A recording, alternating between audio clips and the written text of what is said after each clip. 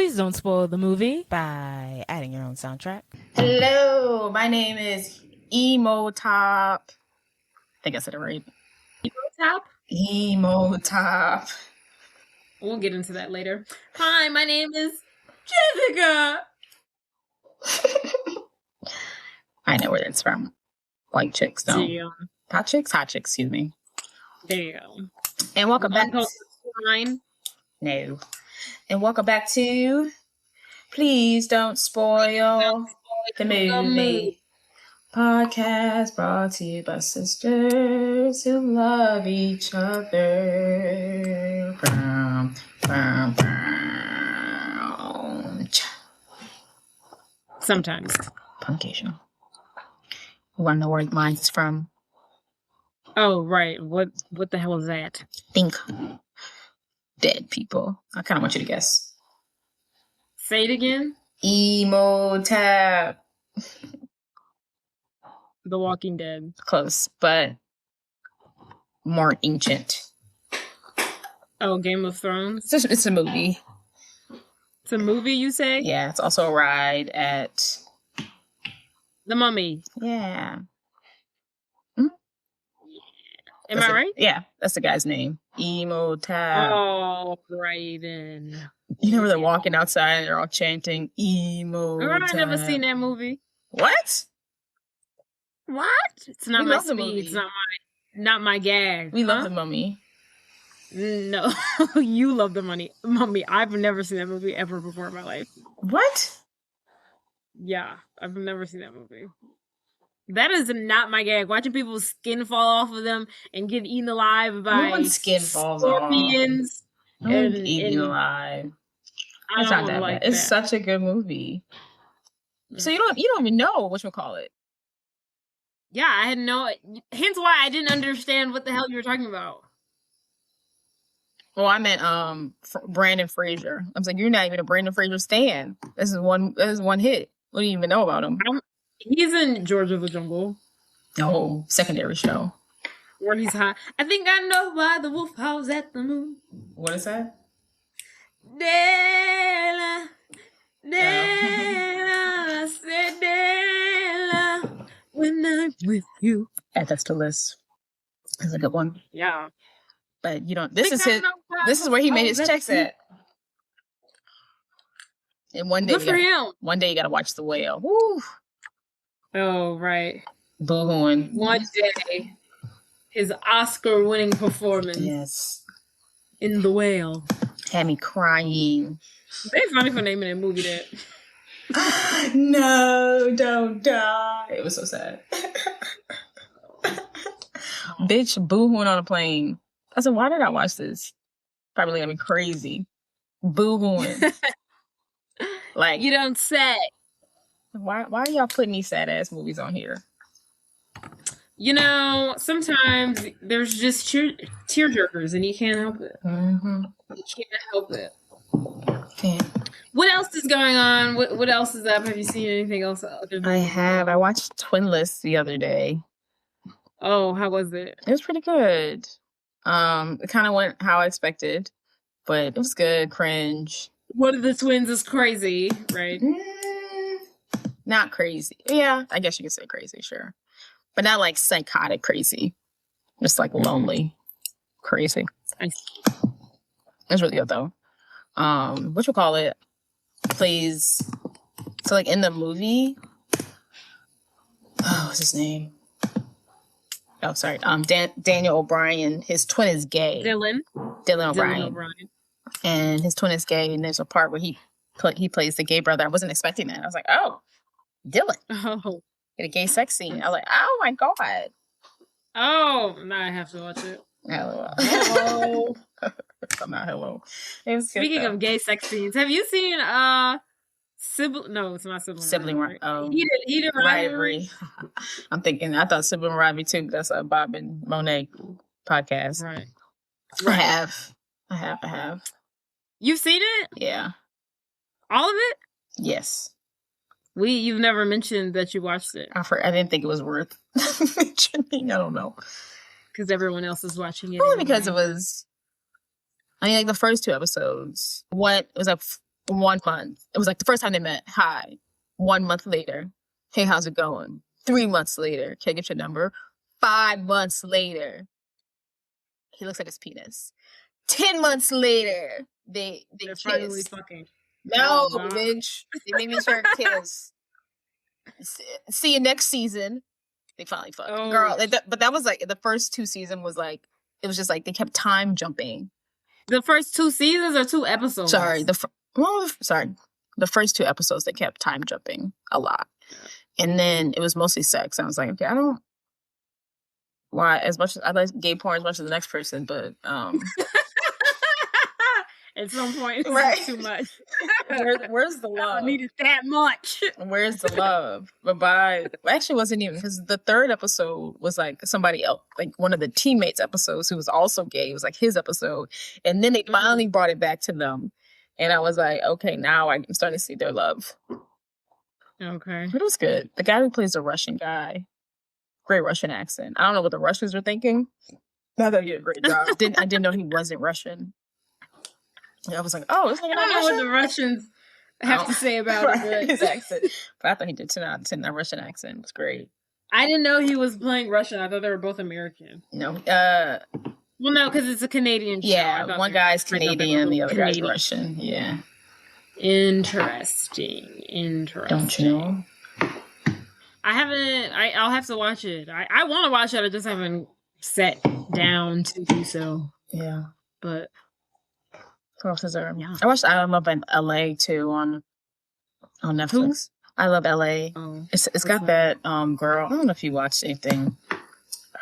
You ever watch it? You didn't ever watch Bodies. no, What's her name? Rachel. that Sennett? Rachel girl. Yeah. she's in there. Yeah, it's her show. And Oh, she it's her created- show or whatever. Yeah. Oh, okay. Yeah, She yeah. created. How is that? I haven't heard anybody talk about I thought it. it was good. Fine, simple, nothing crazy. Yeah, I liked it. It was short, sweet, quick. I had a great time. Like the fashions. I thought it was funny. Too enthusiastic. She got what's her name? Is in it. Io You don't know is in it. anybody name. Io's in Oh. it. Thank you. And then her best friend is black. Io plays like the celebrity superstar. Oh, really? Yeah. Love that. And then her best friend is black. the Come main on, character. diversity. A show with 2 black women, And she's That's unheard rich. And the black, Oh my god! but she's like Dixie rich, but she's funny. Oh my goodness, I have to watch this show. Yeah, it's good. What else? That's about it. I really want to see Wuthering Heights. Oh my god, I want to see it so bad. kinda I'm wanna waiting watch- for it to be DVD though, Yeah. because I am boycotting, protesting. Well, not really. I can't care that much because like I never heard of the book ever. But everybody was saying that Heathcliff, the guy who Jacob Elordi is playing, Mhm. is like supposed to be a person of color. What? You haven't heard that discourse? No, I haven't. Oh yeah, I haven't the heard book. much people talk about it at all, honestly. Well, I've been seeing it. Yeah, I haven't seen too many people Mm-hmm. talk about it, but I think my algorithm has learned that I think Jacob Elordi is hot and I'm into him, so I've been seeing a lot of it. Love it. But yeah, so I saw when he first got casted in the role, and people were like upset about it because he's supposed to be the character that he's playing is supposed to be either black or a person of color. He's supposed to be Right. brown, At least light skin as fuck, at least, one drop. right? Roll. And I was like, oh, and I'm upset.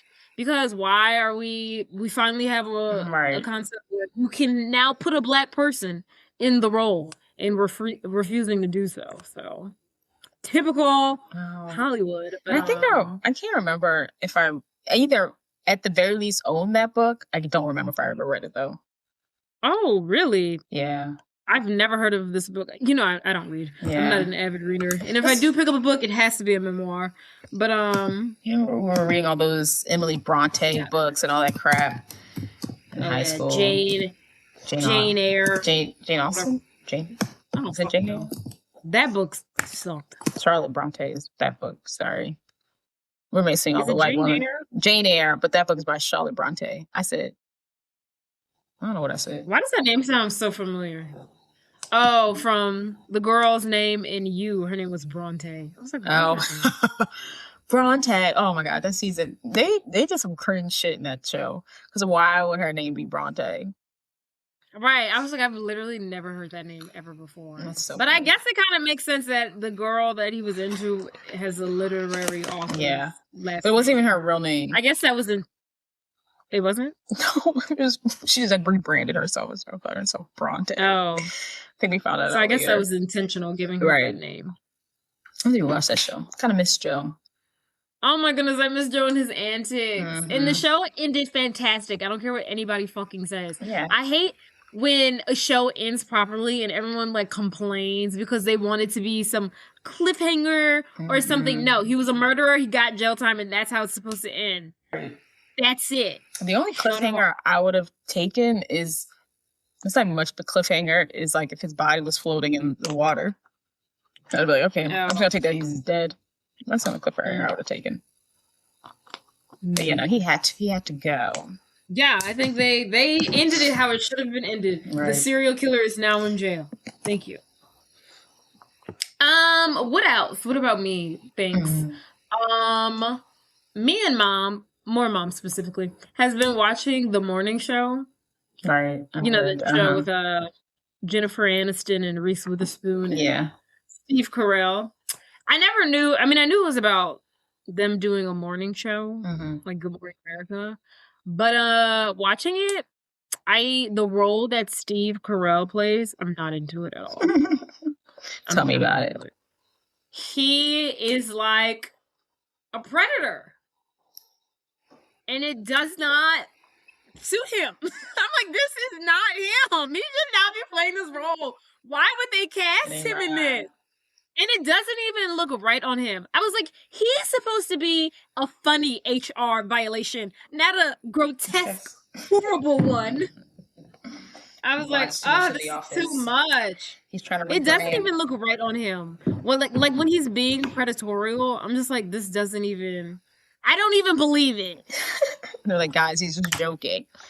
Everyone. Right, exactly. He's just kidding around, guys. It's Michael. Real. It's just Michael Scott. It's not real. That's hilarious. Mom's also, but she watching everything. She also watching that son. She watches like 7 different shows simultaneously. Every time I go downstairs and she has on something, I don't know which show it'll be on because she's watching something different every other day. She's watching another show with Jennifer Garner. I couldn't get into that one. She's watching another show. She's watching The Leakin' Lawyer. She watches everything. She's watching. How do you find these shows? She's watching the J.F. Kennedy love story show too. Oh, I haven't caught her watching that one. I was like, why are you watching this? J.F. Kennedy Jr. I'm sorry. Right. I haven't caught her watching that one yet. Yeah, she's watching that. And I was like, why? Something about rich people's love. I don't really care about. There's something about it that I'm just like, I'm not really drawn to this. Yeah, I'm like, what's the risk for him? I don't know. Right. They're like trying to. He's like worried about what he's gonna do with his life now or something. He like failed like the bar or something. I was like, I don't care. I don't see the struggle. Like you'll be fine. Tough tits, right? You'll be okay. Failed the bar. Oh no, he just. Well, actually, he does. Okay. Why he dies? Yes. Oh, like in the movie, in the show, he gonna die, or like just like young. Yeah. I can't keep up. Okay, do you not know any lore behind JFK Jr.? I just got the first one. Senior. Oh, God. You don't... Okay, first of all, the whole thing about the Kennedys is they all slip on a banana peel and die. Mm-hmm. They die. All of them, like, die every 5 seconds. Because their and great ancestors sold their soul. Oh, well. So his whole thing was... Well, not his whole thing is... You know, he died... young like his dad. Him and I guess the girl, you know, he's in love with. Yeah. They both die in like a plane crash. Damn. Yeah. So interesting. And, you know, he's so hot, everyone's like devastated. You know, when the hot guy dies young. Bring it back when presidents were hot. Right.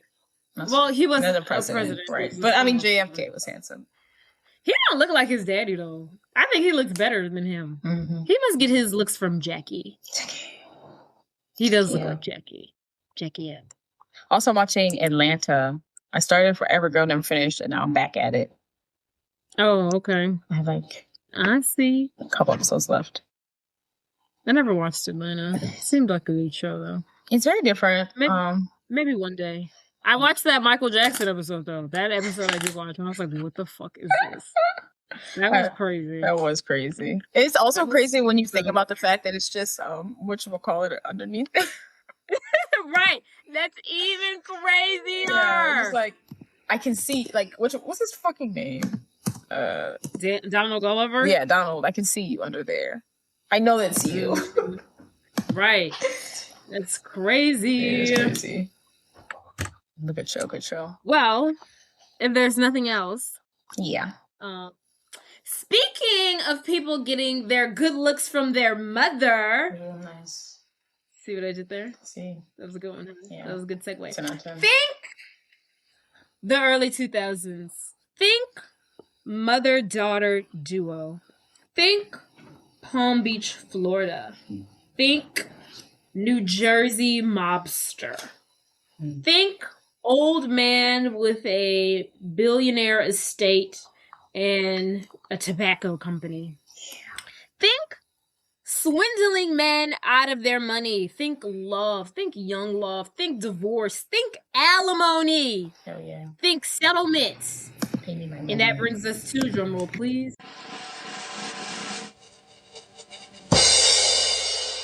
Heartbreakers. Heartbreakers. You got them back.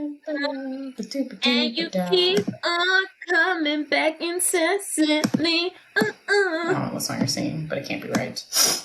It's Mariah Carey. Heartbreaker. Hello. Summary.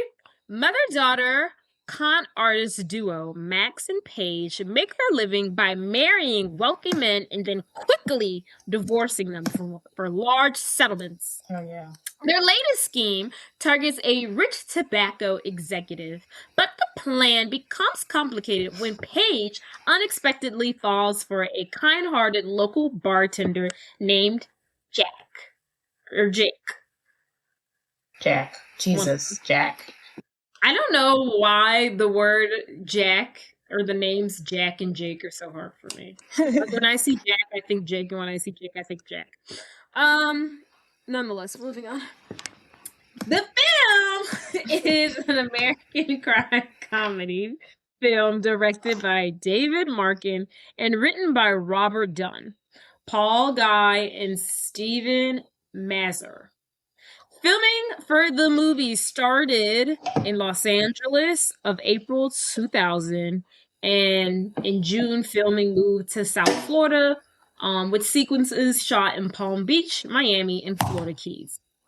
The film contains several nods to the Beatles, including Sigourney Weaver, who plays Max, her character singing a Russian folk version of Back in the USSR.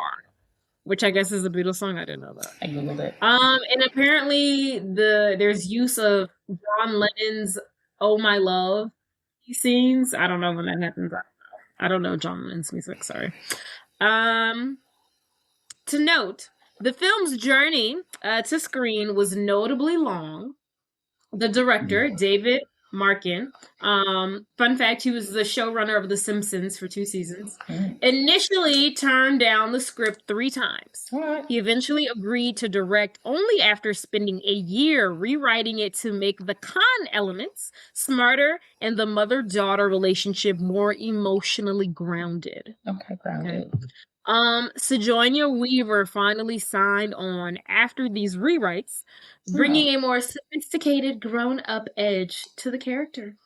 Okay. Several high-profile actresses were considered for the role of Paige Connors before Jennifer Love Huge Tits was casted, reflecting the film's long development process that began in the mid-1990s. Actresses included Cameron Diaz. We all know who that is. Sarah Michelle Gellar. You know who that is, right? Yes, Buffy. Yes. Good girl. Jennifer Aniston. No explanation needed. Alyssa Milano, you know who that is, right? Mm-mm. Charmed, Which the middle sister. Okay. The middle sister after Paige dies. Okay. The baby sister before Paige dies. Okay. The really, really hot one. Okay. And Alyssa Silverstone. We all know Alyssa Silverstone. Cher, Clueless. Come on. Yeah. Before Sojourner Weaver was cast as Max Connors, several legendary actresses were considered or cast in the role, during the decade-long process, including Cher, Angelica Hudson. That is the woman in. Let me make sure before I say the wrong thing. I'm pretty sure the woman in Addams Family, the mom. Let me make sure. I have to now double check. Disrespect people. Yes, I am correct.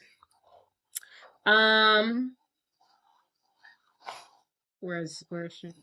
Angelica Hudson and Goldie Hawn. You know who Goldie Hawn is? Oh, that name sounds familiar. That's Kate Hudson's mommy. You don't know who Kate Hudson is. Kate Hudson is the yellow dress. Thank you very much. Okay, there we go. Good job.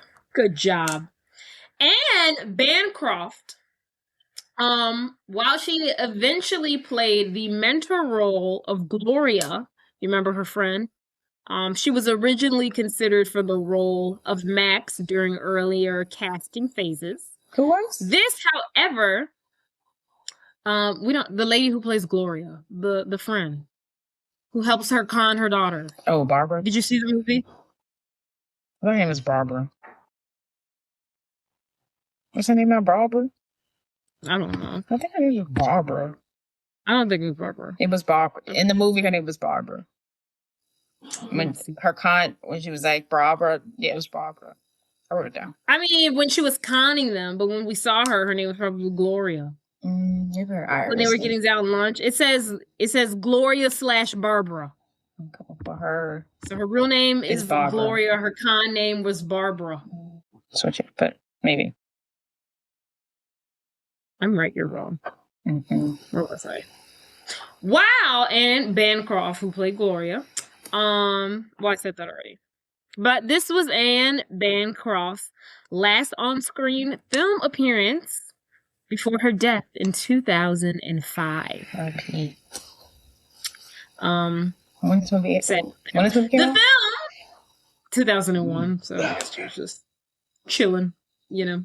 The film was released March 23rd, 2001, and distributed by MGM Pictures. Budget 10 million. No. 11 million. 20 million? That's what More. 30 billion. More. 50 million. Less. 45. 40. 35 to 38 million dollars. I don't think they really needed all that money, but hey, I think they could have done it. Sojourner Weaver was in it. Box office. 100 million. No. That seems like absolutely not. 90 million? 80, 70, 60, 50, 20? Okay, bitch. You gotta give me a chance to respond. I'm looking at your face. $57.8 million. So, Not bad. You know, it wasn't. Surprised it wasn't like a major chick flick. Yeah. Weaver received a nomination for some sort of award, and then it also was nominated for a 2001 Teens Choice Award. So that's terrible. Teens Choice Award, really? Yeah, this ain't no Oscar-winning movie. Yeah, but it's not appropriate for teens. I don't think. Teen Choice Awards is not the Teen Choice Awards is not like the Nickelodeon Awards. I guess. This isn't no rated R movie. Is it not? Bitch, where do you see rated R behavior in this movie? Scamming men. They don't show no ass, no titties. I guess for scamming. They don't say the F word. They must have taken it out. It could have been. It's not that crazy. This is not an R-rated movie. Okay, cast. Sojourner Weaver as Max Connors, Olga, Angela, and some other name. She's the lead con artist in this mother-daughter duo. Jennifer Love Huge Tits, Jennifer Love Hewitt, as Paige Connors, Wendy Jane, and Max's daughter and partner in crime. Gene Hackman as William B. Tinsey, a cigarette empire billionaire. Yeah. I wonder how old is he still alive? Ain't no way. Who? Oh, He died February. Oh, he just died like last year. February 18th, 2025. He was 95. Oh. Wait, is he the guy that died February 12th?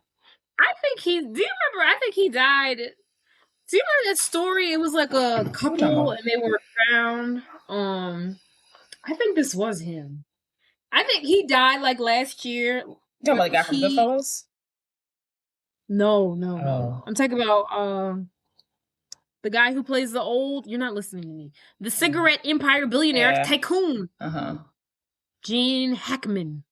I think there was like him and his wife like died in their house like mysteriously or something, and like somebody came and found his body, her body, and they're like dead dog. I know what you're talking about, but I don't know if that was him or not. Do you remember that? Yeah. That's also like 3 months ago. I don't think it was 3 months ago. I don't think it was that long ago. It was a year ago. It felt like it was longer, but I guess it was last year. Long ago. Yeah, this was him. It was him, his wife, and his dog died. Wow. They never said how he died. Sorry, I'm invested. I think it was a monoxide poisoning, I would assume. People were assuming. Right, let's see. The bodies of Hackman and his wife, Akara, and one of their dogs were found by maintenance workers. What's his cause of death? Short. No, that's how she died. What did he die? Oh, it said he dies of Alzheimer's. Oh, what? Interesting. This is saying that she died on the 12th and he died on the 18th. Oh. It looks like they're saying that after investigation, she died from her own like cause. And he was already dead. And no, it's saying she died first. She died of something. Pulmonary syndrome. I don't know how to say his first word. Hantavirus pulmonary syndrome. Never heard of it. She died of that apparently. It's a respiratory disease. Mm-hmm. And then like 7 days later, he died of Alzheimer's.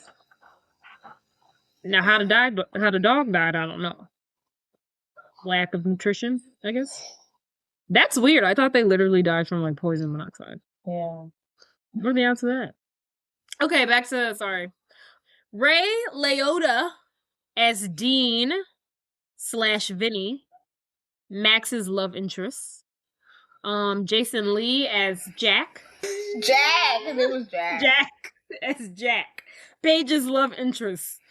Anne Bancroft as Gloria / Barbara, Max's longtime friend and mentor in the con game. Nora Dunn as Miss Madras, Tinsley's housekeeper. Sarah Silverman as Linda, Jake / Jack's friend. Zach Galifianakis as Bill, Jake's friend. Humble beginnings. And I think that's good enough. So the movie begins. We see our main character going by the name Angela marrying Dean. They're at a church wedding. She's walking down the aisle. She's wearing a light blue dress and she looks happy. Everyone looks happy and excited. Soon after the wedding is a reception, and we realize the two now married couples have not had sex yet because of Angela's religious beliefs and background. So they're at the reception. Dean is excited to finally deflower his wife. So he's like, "Hey, we came, we saw. Let's head back to the bedroom. Let's start this marriage off right." But Angela, being the nice bride that she is, She starts dancing with everyone. She's dancing with Dean's best friend who asked for a dance. She dances with this guy, with that guy. She even dances with the busser who's working the event. To the point where Dean said, you know what, let's go ahead and wrap this up. I'm done with you. We're going to our hotel room. They're like the last people there. So we see Dean and Angela, they're heading back to her hotel room. Angela has been drinking a little bit. She's a little drunk, but when they get to the room, she's ready. She has this beautiful light blue dress on. She takes it off to reveal this beautiful, beautiful lingerie I've ever seen in my life. Oh my God, it was so cute. It was like this bodysuit. Yeah, lace. And it was like lace and it had a corset in the middle. Rihanna should invest in Yes. It was like long sleeve and like you could see it. Actually, this wasn't her wedding dress. I'm sorry. This is her like reception dress that was like blue. But you could see the lingerie underneath her reception dress, which I thought was really cool. It was like part of it. But she is ready to go. G to G. So she's flirting, she's doing the thing, she's teasing. They get into bed. He's trying to undress her. He's taking his time, he's kissing her leg, and when he looks up at her, the bitch is passed out. She's falling asleep. She's comatose. She had a long day. On her own wedding day. It's tiring. Nonetheless. It's a tiring day. So she is talking. I am. It's tiring. So she's passed out. Dean is upset. But what can you do? You can't have sex with an unconscious woman. You want to get that noogie. People. So he pours ice down his pants and he survives the night without getting his rocks off. And the next day, what's her name? Max. She wakes up. Well, she's and Angela. Her lovely. Yeah, Max knows her. I mean, Dean knows her as Angela. So Angela wakes up. And Dean is standing over the bed looking at her. And she's like, what happened? As she wakes up. And Dean's like, not much, toots. And she's like, oh my goodness. I fell asleep on her wedding night. I'm a terrible wife. And just as, Dean's like super understanding and forgiving. He's like, don't worry about it, babe. I love you. They get a little handsy. They start kissing. And all of a sudden, Angela is now sick. And she makes a run for the bathroom. And Dean is like, you know what? You chill here. I'm going to go to the office. Do some paperwork, get some things in order before we go on our honeymoon. You stay here, you take care of yourself. She's like, oh my goodness, I love you so much, Dean. You're so understanding. You're the best. So, Dean goes to work. Mind you, this is probably a 4-month relationship in the making. But nonetheless, Angela has been very serious about her convictions. And she has not had any sex with Dean whatsoever. And, for a guy like Dean, he's struggling here. So he gets to work. He hasn't had sex in months. He's a playboy. He's horny. And he's hot. And he's pretty good looking. So he could get tail anywhere he sees fit. But, he's trying to be loyal to his wife. But in walks temptation. When Dean arrives at his office, at his little pawn dealership, he sells cars for parts illegally or Body something. shop. He's doing some illegal shit. So when he goes to his place of business, his work, he sees his lovely assistant, Wendy. And she all bent over, and she got on a little mini skirt. You can see her little ass cheeks hanging out from the back of the dress. And he's like, oh, God. Temptation is temptationing. And he goes into his office. He says hello to Wendy. And then Wendy follows behind him. And she's putting on her charm. She's like, oh my goodness, congratulations, Dean. How was the wedding? And he's really trying to keep his cool. He's really trying to keep his composure. But it's too hard. Okay? And just when Wendy is about to leave, she drops some papers on the ground. She's like, oh, darn. She bends over to pick up the papers. We see her little ass cheeks again. Dean gets up. He walks over to her, and he's like, oh, let me help you with that. And she's like, oh, well, thank you so much, Mr. Dean. And as they're picking up the papers, she looks at him. He looks at her. And he can't resist. She's a beautiful girl. He's a horny guy. And he starts kissing her. And she's like, oh, my goodness. Dean, you're a married man. He's like, oh my goodness, Wendy, you're so right. I'm so sorry. Forgive me. I don't know what came over me. Well, Wendy just as horny as him, and she hops on him, and she starts kissing him back. And then he's like, no, I can't do this. I'm a married man. I'm married now. And she's like, oh my goodness, you're right. They start making out again. This time we're going full throttle. Now Wendy is making her way down his body into his crotch. She's about to give him... That's a little R-rated, no? No. If we saw his penis, that would be R-rated. You are a reviewer of movies. You don't know what goes and stands as an R-rated movie? No. Well, you should. That was not R-rated. We didn't even see his fly down, for crying out loud. So Wendy goes down and she's about to give him some head. And just as she's about to give him some head, ew, her hair gets stuck on his zipper. Stop saying it like that. I'll let you get away with it the first time. It's too many. The way you looked at me. You're like, enough. Ooh. Just as she's about to give him some head, her hair gets stuck on his zipper. Oh, fuck. And just in the nick of time, it's perfect timing. In walks Angela. His now wife. And she catches them in this very compromising position. And, you know, Angela can't bear it. She can't take it. And what does she do? She files for divorce the next day. She should. So at the divorce hearing... Divorce? At the divorce hearing? You said a weird word earlier. You said child. You said char. So chill. When did I say the word char or chill? You said chill, but you meant to say chill, but you said char. You said it weird. Right. I don't even remember using the word chill. It's okay. Or char. I have no recollection. I'll play back for you. Please do. Please do. I'm send it right to you. I can't wait to hear it. Don't forget. So at the divorce hearing, Angela's sitting down with her lawyer, and the lawyer is played by V. Carrie Fisher. V. Carrie Fisher, yes. And the lawyer's saying, "Hey, I know Star Wars, that's Star Trek, but I know Star Wars. Keep distracting me." So at the divorce hearing, Angela's sitting down with her lawyer. Her lawyer's doing all the speaking. The lawyers are all the speaking, and the lawyer's like, "I've talked to my client, and we have agreed to a one-time payment of $300,000." Dean's lawyer is like, absolutely not. But Dean, on the other hand, give her whatever she wants. Feels kind of bad. Also, if they do decide to go to the long route, this could open up Dean's business to a lot of scrutiny, and Dean owns a body shop that's technically doing illegal things, probably more often than not.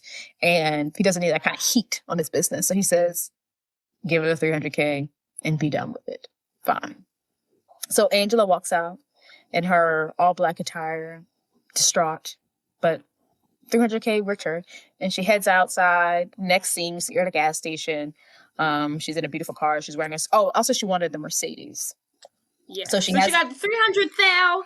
And a Mercedes. So she's putting gas to her Mercedes. She's waiting. She's chilling. And we see a taxi pull up.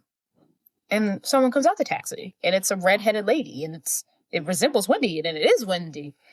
And then Wendy takes her wig off. And then we see, oh no, this isn't Wendy. This person's name is Paige. And Angela isn't Angela. Angela's name is Max. In their first encounter, they're talking about like, I told you not to wear that green dress. You're supposed to wear the brown dress. Mom, I got it done, didn't I? And they're going back and forth. You got lucky. I was good. Yes. So they're going back and forth about this con. And now we realize as viewers that these two pulled a con on Dean, which honestly, if I first, this would be a perfect movie. I didn't watch a preview at all. I just went to the movie theater, had no idea, and sat down. I'd have been gagged. This movie's amazing. This is kind of messy. I want more messy movies like this. But anyhow, So the mom and daughter con, this is all they do. This is how they survive. There's a guy at the gas station, the gas pump over, and the mom distracts him while Paige pumps his gas into their gas tank or whatever. They steal from him. She steals his credit card. Yeah, he leaves his credit card in the credit card slot on his side of the pump. And then she goes on his side of the pump, takes the credit card out, uses it to pay for their gas. They're stealing. They're really good at it. So in the car, and that's how we're introduced to this mother-daughter duo. That night, they go to dinner to celebrate. Paige is smoking her cigarette. She's playing with her cards, and she asks her mom, "So how much did we make?" The mom tells her $80K. Girl, I had to rewind it. I was like, didn't she get 300,000? I had to go back. I was like, didn't she get 300,000? So she been lying. I don't think I've ever caught that. Lying to her. I don't think I've ever caught it till now. She tells the daughter $80K. And the daughter's like, okay, that's she's 220,000 short. And she's like, so I stayed in a lousy motel for 4 months for $80K. Ugh. And I hate. She like couldn't stand Dean. He thought it was gross. And the mom's like, Dean wasn't that bad. Little nugget. But so Max says, we'll make more the next time. And Paige is like, no, there won't be no next time because I'm going solo now. I'm done. I'm out. I want to part ways with you. And then the mom is like, fine, we'll part ways. So the next day they go to the bank so they can see how much money's in the bank so they can split their earnings. When they walk into the bank, the teller there is like, ma'am, there's someone here to see you. And a lovely lady from the IRS with a badass attitude walks in, and she says, "Max, Angela, Paige, Wendy, whoever the fuck your name is, we've been looking for you." She identifies herself as Barbara. I don't think she does. Yes. I'm gonna take back. Oh, okay. You're first. So her IRS name is Gloria. Whatever. Her real name is Barbara. She identifies herself as Gloria with the IRS. And she gives Max some tough news. Hey, bring it to you, toots. Right. Max is looking very stunned. And Barbara, Gloria, whatever her name is like, oh, you've heard of us because we so seldomly hear from you. We haven't heard from you in the last 7 years. And Max is like, okay, well, maybe I, got behind on my taxes last year and I forgot to file. She said, bitch, you haven't filed in the past 7. And Paige is looking like, oh my goodness, mother, how could you be so irresponsible? And Gloria's like, girl, shut the hell up because you ain't filed your taxes neither. Well, she ain't got no income. And so, She ain't got no income, trackable income, technically speaking. Right. So that's why she ain't following. Right. So Gloria gives it to him straight. She's like, you owe us, as in the IRS, $247,000. And just as when Max is about to pull out her checkbook and write her check, Gloria tells her, oh, that's on top of the divorce settlement that you got. And whatever. So that we've cleared that, and now you on top of that you owe $240. And whatever was in their bank account already, they already seized that. And you've got 90 days to pay it. Well, this isn't good for the con artists. They're not too happy. They're not too pleased. And so all they have left to their name is probably about $2,000. So they're sitting in Max's new Mercedes, and Max is shoveling out what's left of their money. She gives Paige $1,000, and she's like, well, there you go. Here's what's left of our money. Go start your new life now. And Paige is like, fine. This clearly isn't enough money for me to go on my own and be an independent woman and con people myself. So I'll do it. One last con, but it has to be big. Go big, no girl, small mom. fry shit. It's got to be big shit. Enough for me to start my life independently. And Max says, okay. And Paige says, I want to go to Palm Springs. Max is like, Palm Springs, bitch, are you out of your mind? That's too rich. People are conning people left and right out there. There'll be too many people on their P's and Q's. We can't go there. And Paige is like, nope, that's where we're going. I would love and to Gloria reluctantly is okay with it. Not Gloria. So The ladies pack up, they Gloria. leave New Jersey, and they make their way to sunny Florida. You said Gloria. You said Who? you said Gloria. Her name was Angela. You said Gloria. Oh, well, Paige and Max, the mother and daughter duo, pack their bags. They leave the Garden State of New Jersey and go to the Sunshine State, California, of Florida. I was like, what? Stop doing the catchphrases. You don't know them. Florida. I would like to know how much money they had in the bank account because I think they had at least $1 million. Or half. They had to have. They got $300K off of this alone. They had more money. Right, and this is their. That's a lot of money. I feel like she said something about 13. She's been married 13 times. She says at one point. Lord. She has to. She has to have at least $1 million. Right. And the IRS takes money, but they ain't taking that much money. But maybe penalties. I don't know. But she should have been left with something. Right. She shouldn't have known shit. I'll tell you that. If you take everything out the bank account, I shouldn't own nothing. Hello. So, the ladies, they head to Palm the Springs. sunny state of Florida. Palm Beach. Not Palm Springs. Sorry. Yeah, Palm Beach, Florida. Yeah. Magaland. Mega. I don't know why when I saw this. Cheeto Man likes to hang out. Wherever they put wherever the hotel they stay in. I don't know why it reminded me of Vegas. Because the rest of it, I was like, oh, they in Vegas. I was like, wait, no, they're not. Yeah, it didn't look very Florida. It didn't look. Yeah, it wasn't good. It looked kind of more like Miami. I don't know. I don't know Palm Beach. Yeah, it almost gave like they were out of the States. Yeah, like, this is nice to be in Florida. For sure. I don't care how nice Palm Springs is, but yeah. So as soon as the ladies arrive in Florida, they pick a hotel.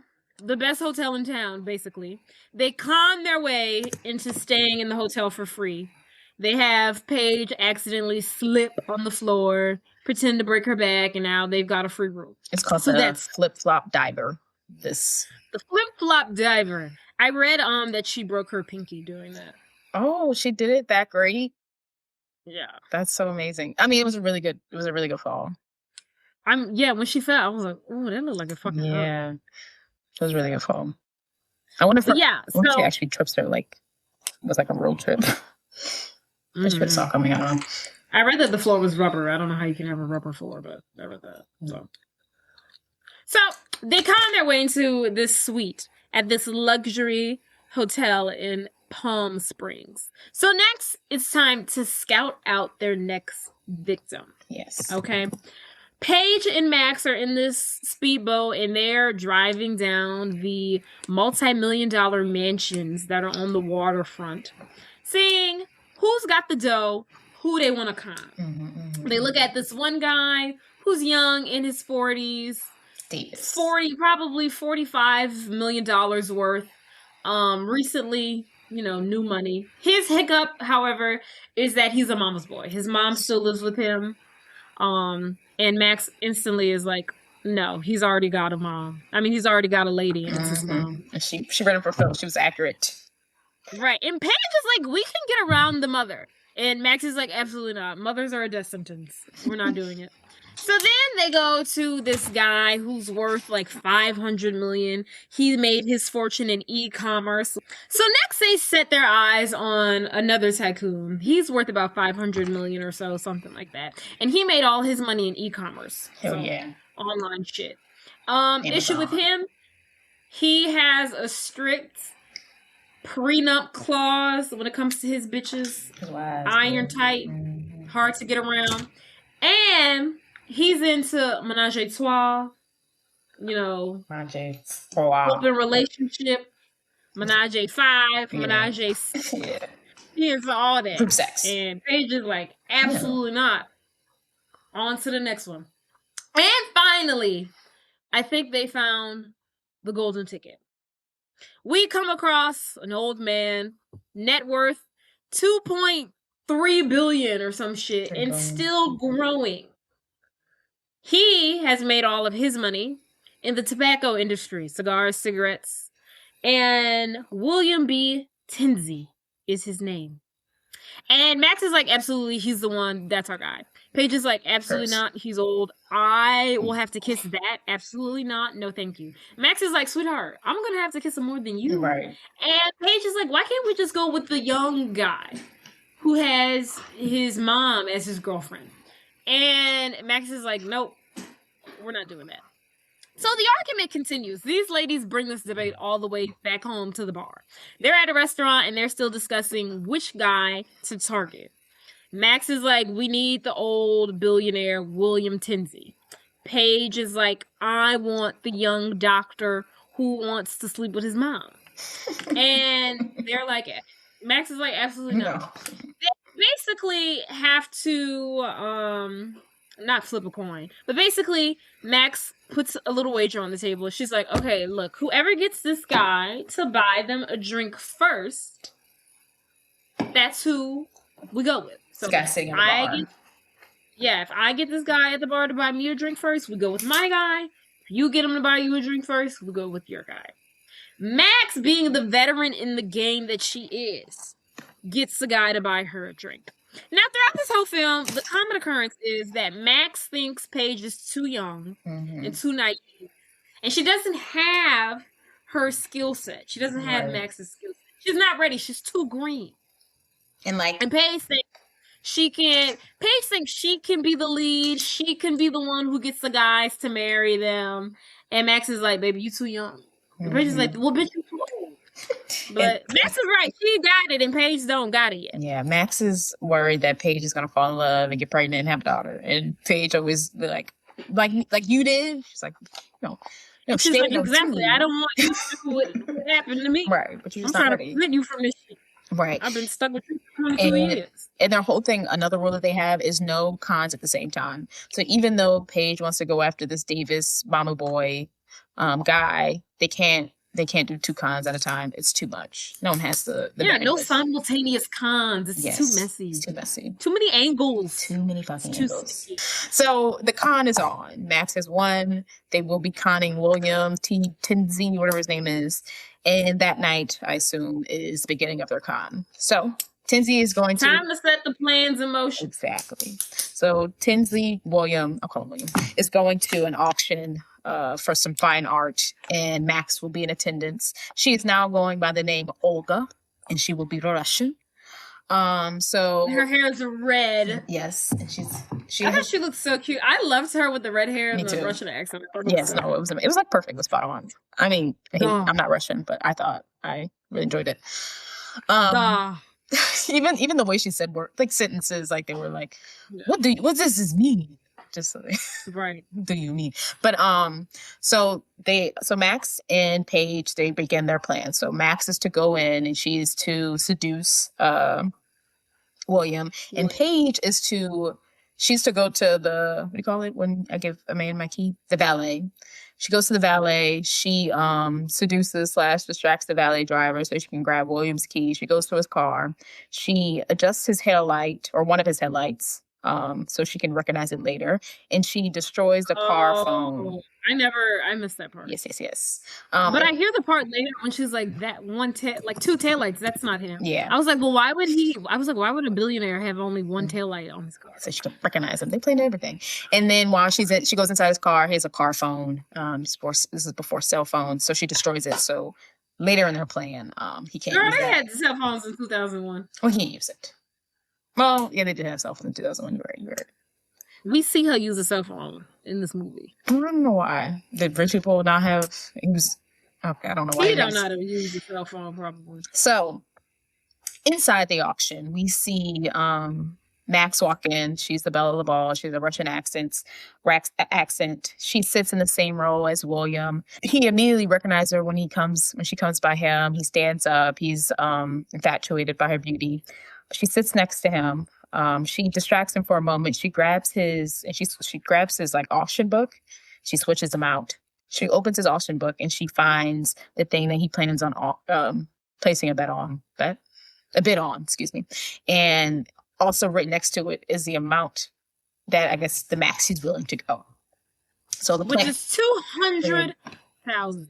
So things come, they come, and then the statue goes up. This is a statue that William planned to bid on. So William bids on it, and then Max bids on it. William bids on it, then Max bids on it. William bids on it, then Max bids on it. And she's at like 100, 185, 180 right now. And it's time for William to bid on it, but he gets a coughing fit. I don't know if you mentioned this, but he's one cigarette a day. He's like, he's got 1 foot in the grave, 1 foot on the banana peel, the other foot in the grave. Exactly. As Angie from Real Housewives. Exactly. The man loves to smoke. He's over here having a cough attack. So right now, Max is winning this bid because William is unable to bid anything higher because he's having a coughing fit and he can't bid. So, Max wins this, which is a problem because she does not have this kind of money. She wasn't planning on taking home this statue. Yes. She was just trying to get William's attention. Exactly. So, while that's going on, Paige, who should be going to set up for their real plan, takes this opportunity to stalk the Davis guy, which is the mama's boy. She goes up to his mansion. She sits outside of it. She sees him leave, and she figure out where he's going, and she meets him at this beach bar. So she walks in there.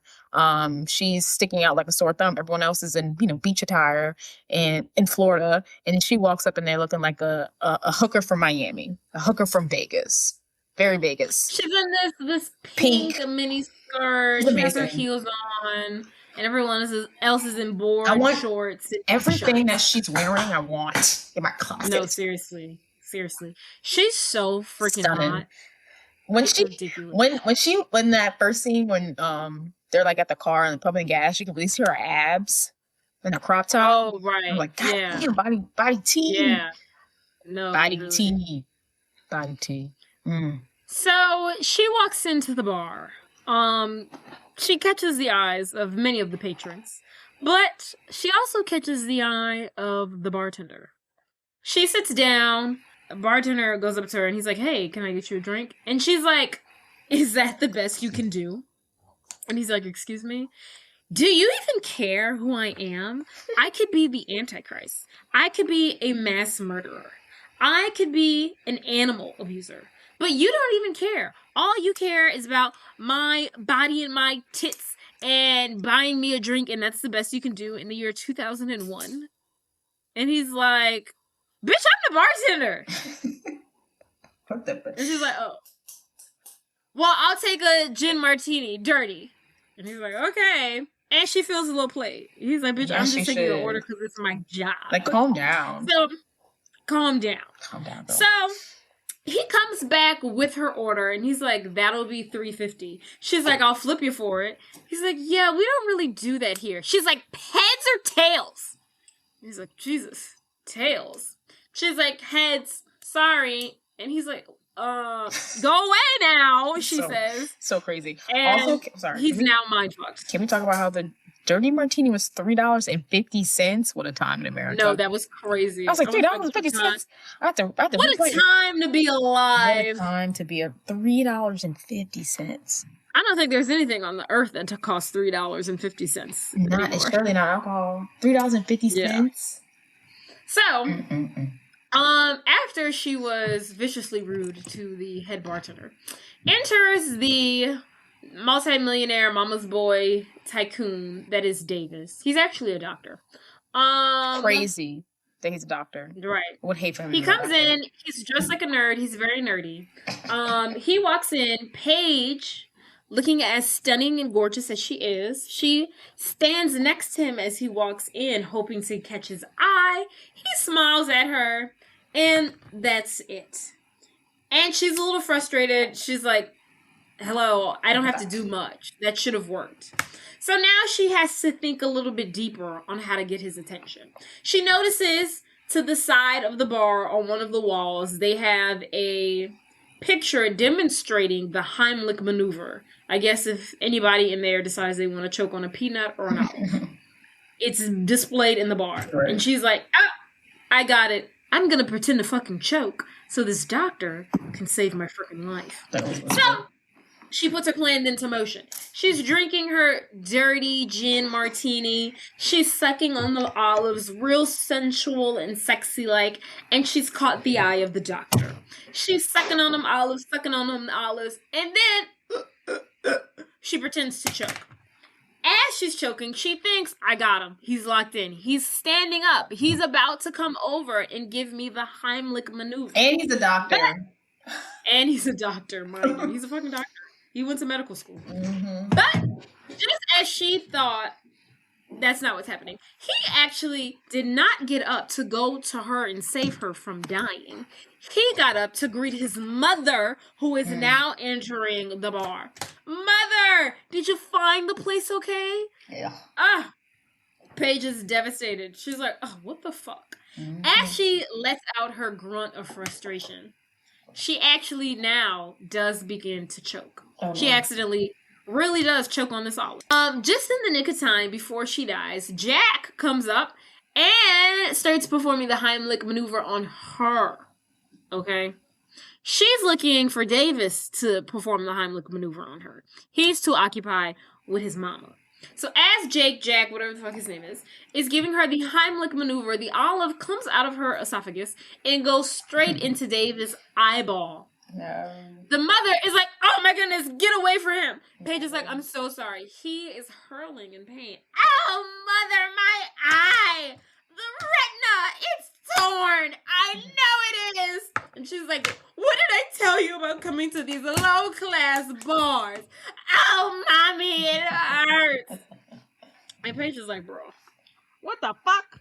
That was supposed to be my meal ticket. Right. And Jack turns to her. He's looking for a thank you. He does not get one. She's like, why the fuck would you do that? And he's like, you were choking. She was like, yeah, but I didn't want you to save me, you jackass. So she leaves the establishment. Jack is very confused. Meanwhile, Max, after she has now purchased this $180,000 statue that she cannot afford, she must now find a way to get out of paying for it. So as the statue is being carried out of the auction room, and I guess, to her truck, her van, wherever, two of the handlers are carrying the statue, and she's like, stop, wait, I see crack. And she decides she wants to inspect the statue. And one of the handlers is like, lady, that crack you see is his butt. And she's like, I just want to check. So as she's checking, she's like rubbing the statue all sensual like. She's rubbing its nooks and its crannies. And it is turning on one of the guys carrying the statue. He's getting a little aroused. As she is still caressing the statue, he can't take his eyes off of her. They continue moving the statue, but he still locks in on Olga Mac's fine ass. And he unfortunately nicks the penis that is on the statue. It hits the wall, it's nicked, it's ripped from the statue, and now the penis to the statue is on the ground. And Olga's like, oh my god, no pee-pee, no statue. She doesn't want it. This is her way out. She's like, oh, no, the deal's off. Sorry. Can't deal with it. While Paige was leaving the bar earlier after she survived from dying, she did get a call from her mom. Her mom was like, hey, William's on the move. Be ready. We should be there 10 to 15. So Paige is like, oh shit, I gotta go. She runs out the bar. She heads to the area. They're on a road that's not the main road. And she's off to the side. And in front of her, she has spikes. So their plan is William's going to drive by. His wheels are going to pop because of the spikes. And then Max is going to drive by. She's going to save him. They're going to fall in love. That's the plan. So Paige is out there. She rolls the spikes. She sees a car coming, but she said, oh no, that's not the right car. That car has two headlights. If you remember from earlier, she messed up one of Williams' headlights so she can recognize the car. So when she goes to pull the spikes back in, the rope breaks and the spikes stay there. This unfortunate person rolls over the spikes and his car goes crashing into a tree. So she's like, oh, that was wrong in so many ways. So she goes to check on this person. And it's no other than Jack. And she's like, ew, gross, are you following me? Like, what the hell are you doing here? And he's like, I just had a car accident, could have died. But you left your purse at the bar, so I was bringing it to you. And she's like, oh, okay, thanks. You can go now. He's like, no, we got to clear that thing off the road. Someone could be coming and get injured. So at this point, William is coming. You see his messed up headlights. He's coming down the street. And then Jack wants to stop this from happening. But Paige cannot allow this. So she hops on Jack and he pushes him down a hill. And they go tumbling down this hill. And they land at the bottom. And from above, we see William. He's driving, he's smoking, he's coughing, he's doing his damn thing. He runs over his bikes. He crashed into Jack's car. And then Jack and Paige are down below in the woods. And Jack is like, oh, no, we should go check on that person. And then Paige is like, oh, no, we can't. I think I hurt myself. He's like, you don't get injured. It's like, nothing can hurt you. You're indestructible. She's like, no, please don't go. She's like, my ankle hurts. And she sticks her ankle out in his face. She's so cute. And then to stop him from going, she makes out with him. That'll do it. Up above, here comes Max. Max sees... And he's like, have you taken your medicine? He's got great one-liners. I don't know much about this man, but he can crack a joke. So like, are you mixing medications? Right. So up above, Max is driving. She sees Jack's car ahead. She's like, oh, great. Perfect. The plan's on. When she doesn't see the spikes in the road, she rolls over the spikes and she crashes into Jack as well. And she gets out of the car. Remember, she's rushing. She's William. Huh? You said Jack. I don't know if you meant to say William or not. No, sure. Crashing. Everyone's crashing into all three of the cars. Yes. So Olga gets out the car, Max, and she's like, "Oh no, I did not see you. Are you okay?" That's a terrible answer. Dog. Oh, what is going on here? You tried.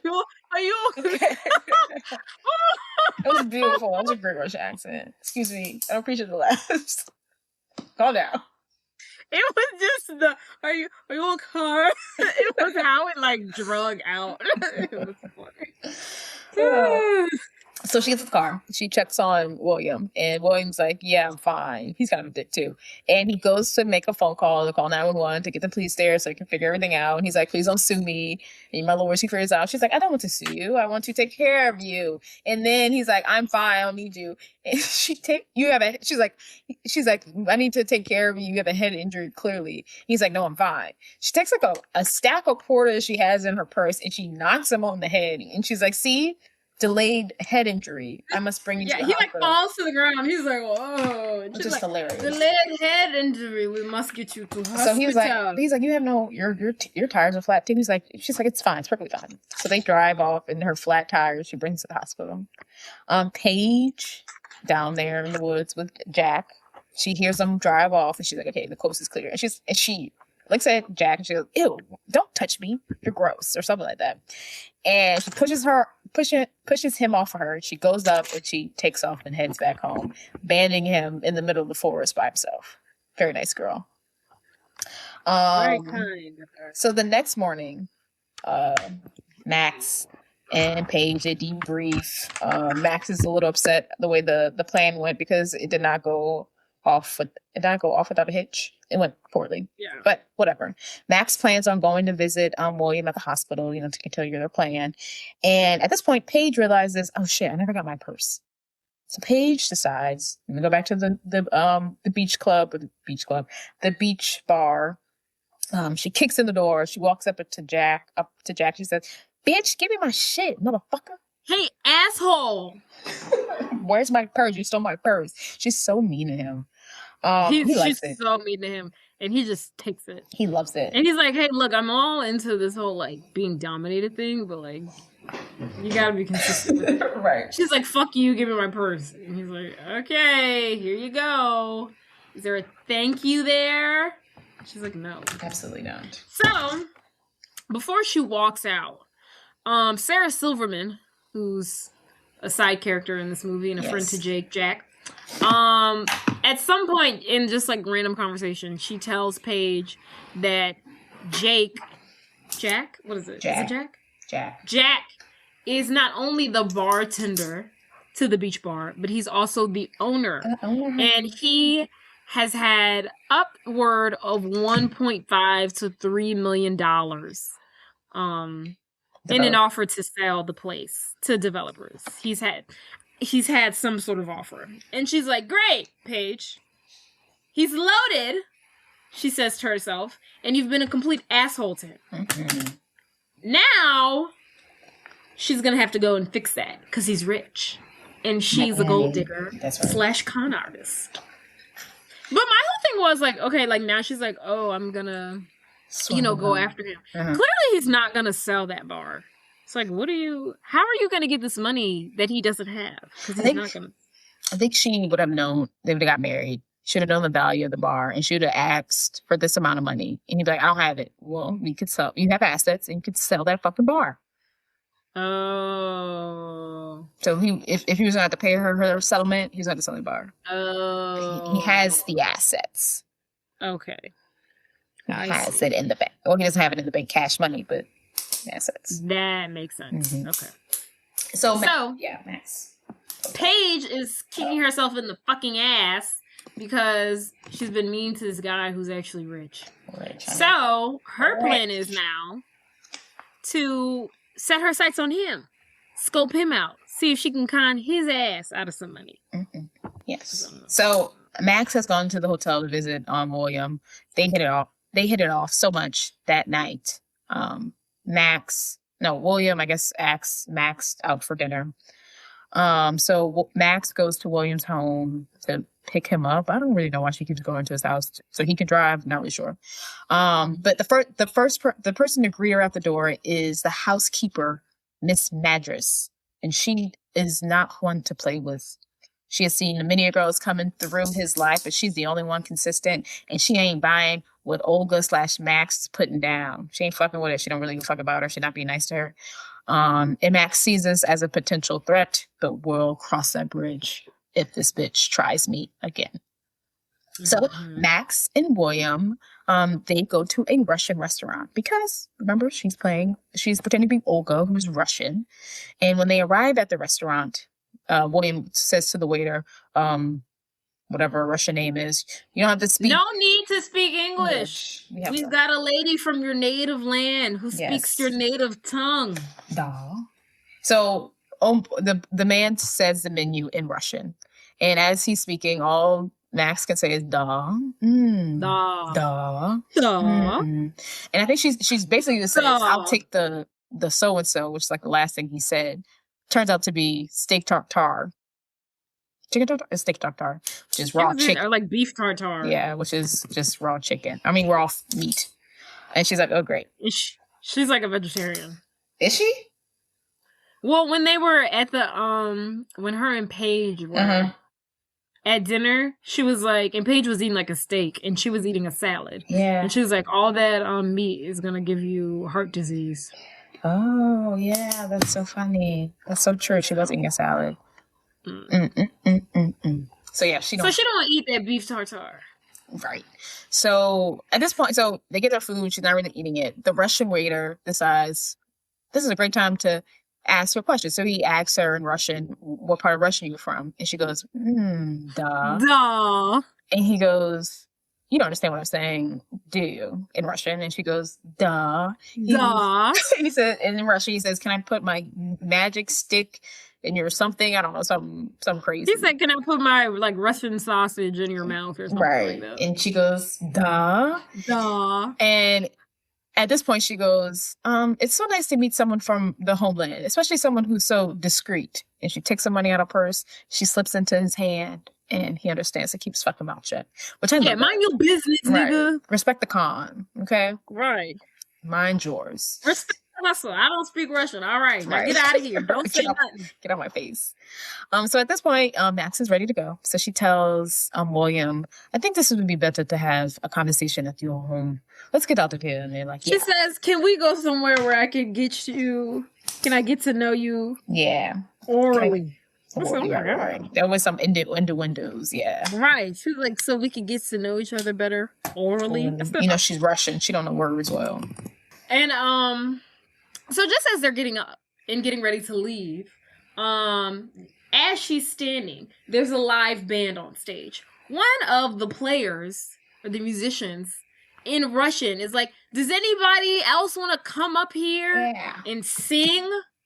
And mind you, she's getting up at this exact moment. They think, oh yeah, she wants to get up and sing. The light flashes on Max. And she's like, no.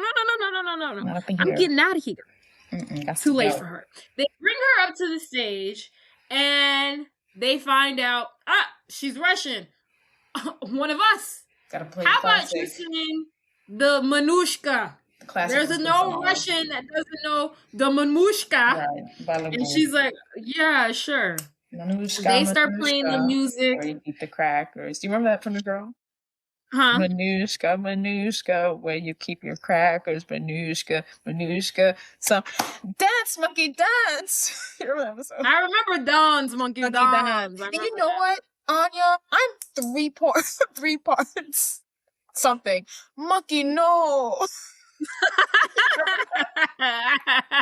I do remember. She's like, I'm 3 parts. Monkey, no. She's like 3 parts something. Some the Russian don't like. She's like, monkey, no. Love that lady. Ooh, yes. I like the scene where she's like, are you Mick Mouse? And she's like, Mick Mouse? No. Mick Mouse. Mick Mouse. Are you saying Mickey Mouse? Yes. He's like, look here, sweetie. In America, Mickey Mouse is earthbound. Oh, that's so funny. Are you Mickey Mouse? She's like, anyway. She said, Jew. She was so racist. Oh, she broke his penis. That's hilarious. Great show. Right. So yeah, she gets up there, Max, and they're like, sing the mamushka. Every Russian knows the mamushka. They start playing the mamushka. She don't know the fucking mamushka. Everyone in the crowd at the restaurant is looking at her crazy, including William. She now has to pivot.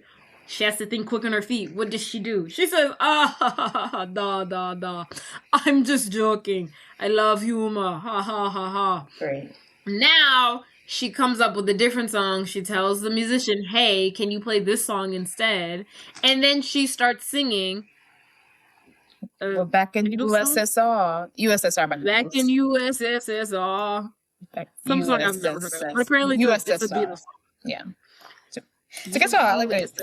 Don't you know where you are? Back in USSR. I like those. I don't know. I've never heard the original. I just know it from this movie and I like the way she sings it. And wild. She almost blew her cover. Almost. But she's a pro, so she handled it good. Now her and William, they get out of there. They get out of Dodge. Yes. And meanwhile, Paige, she's trying to see if she can swindle Jack. So she goes to his apartment, sees where he's about to go. He gets in his car. He gets in the car, goes for a drive. She follows him. He goes out to the beach or something. She's looking for him. He's getting out of the car. He's doing something. She's following him. She slips in some mud. Turns around. He sees her. He sees that she slipped in mud. He's like, why are you in mud? She's like, hello, I just fell in mud. Mind you, she looks great. She has on this like hot, metallic, like leather dress with the pumps to match. And she's like, I fell. Can you please help me? And he's like, isn't that the shoe that you were going to shove up my ass a couple hours ago? And she was like, no, this is a 6-inch heel. Now help me. Right. He helps her up. He asks her, what are you doing out here? And she comes up with this lie that she's some environmental science and she's studying the wetlands. The waste runoff. Yeah. And he's like, why are you dressed like that then? She's like, you can't be cute and be intelligent. I'm sorry, I didn't know there was rules to this. Yeah. And she's like, what are you doing out here? Are you following me? And he's like, I'm not fucking following you. She's following you. Right. She's like, why are you following me? He's like, I'm not following you. He's so frustrated. God. Because you're clearly following me. What? But she's actually following him. That's the funny part. She's really good at lying. Because like her. She is. Her facial is just like, am I following her? Right. Girl, she's second guessing everything. Right. So he shows her why he's out there. And he's out there because he's into like the stars, astrology, and he has his little telescope out there so he can look at the moon and the stars and the galaxies and whatever. So he shows her some of the galaxies. I don't know. He shows her like Crab Leg Nebula, and she's like, "Oh my goodness, it's so beautiful." And then he shows her Air Gas Requo 873. And she's like, "Oh my goodness, this is even beautifuler." And he's like, "Yeah, these installations are awesome." And then they have like a moment and they look at each other under the moonlight and the stars. And then they kiss. Dun dun dun. And they're kissing passionately. This ain't no. They kiss a lot in this movie. They kiss a lot in this movie. Like, and they make out a lot. And she makes out her eyes closed, which is problem number one, because right. Was there a time that you didn't like him, girl? Because it seems like you fall in love from the beginning. Right. It seems like you already into him. He's showing you the stars, and that's all it's taking. Girl. So you already turns on. Right. So and then some time has passed. They're laying on a blanket looking up at the stars. And Jack is like, "Hey, so you gonna finally tell me the truth of why you're here?" She's like, "I don't know what you're talking about." And he's like, "I'm clearly you're not an environmentalist." Like, I never you're not an lied. environmentalist. And she's like, "Yes, I am. I'm a student at the University of Miami." And he's like, "Okay, bitch." That's something you said 5 seconds ago, but okay. She says she has to leave for work. I think it's like it's getting late. Like she has to get back to like her conning with her mother. Right. So she's like, "I have to leave for work." I gotta go. And she tells him, she tells him her name is Jane.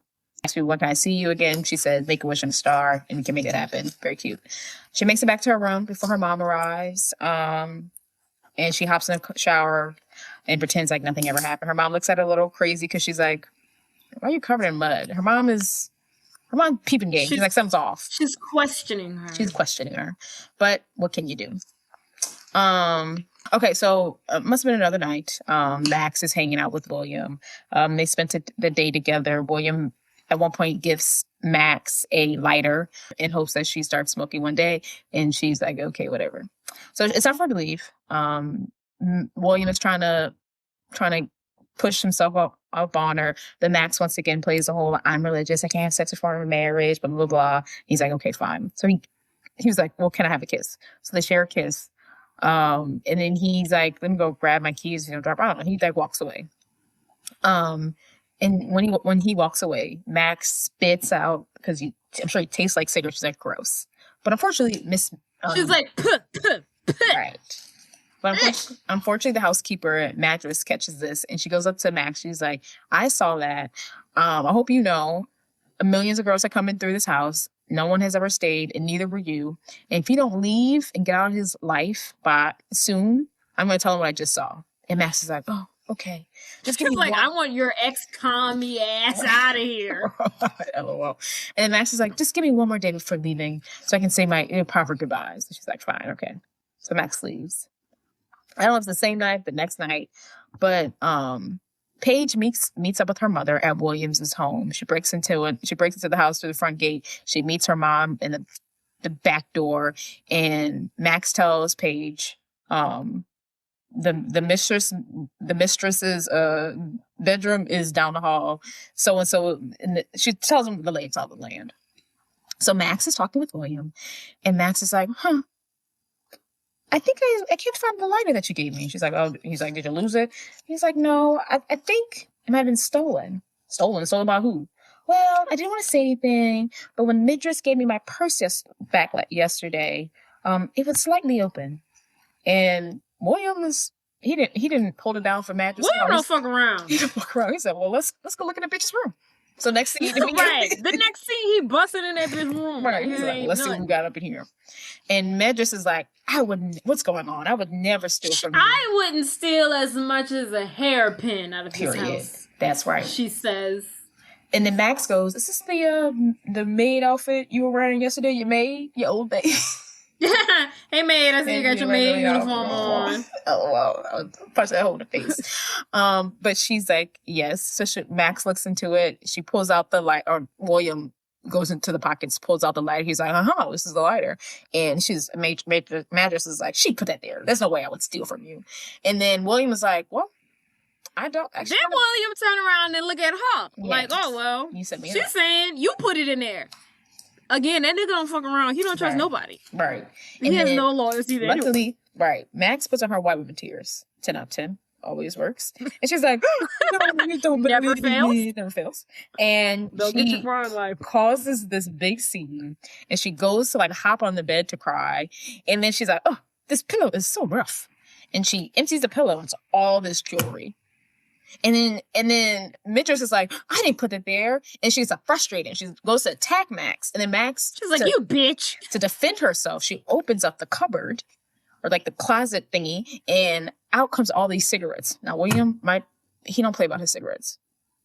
Bitch, you stealing my cigarettes? This man can have... You stealing my cigars? This man can have a million ones. He probably never go missing, but bitch, how dare you? She does have like a stack full. And at this point, It's a whole closet full of cigarettes. Like, they fall out. It's crazy. So many. The housekeeper's like, come on, Mr. Williams, you know me. Look into my eyes and know that I'm telling the truth. And the next scene, we see the housekeeper in handcuffs. The police are there, and she's been taken away to the jail. William even asks one of the police officers. He gives him like a couple of dollars, and it's like, "Is it possible that you can slap her around a little bit?" Terrible. That's terrible. I hope she doesn't go to jail. You know what I think would have been nice and honorable for Max to do? If William hadn't have died and she actually did get his money, I think she should have gave like the housekeeper like $30,000 or something. Like $50,000. Because the housekeeper was like, I've been working here 7 years, I'm gonna get my cut, bitch. Maybe that's why you don't that's why you mind your damn business.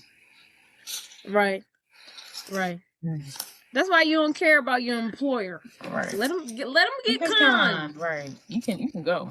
He gonna let you get conned. He put your ass in jail. Period.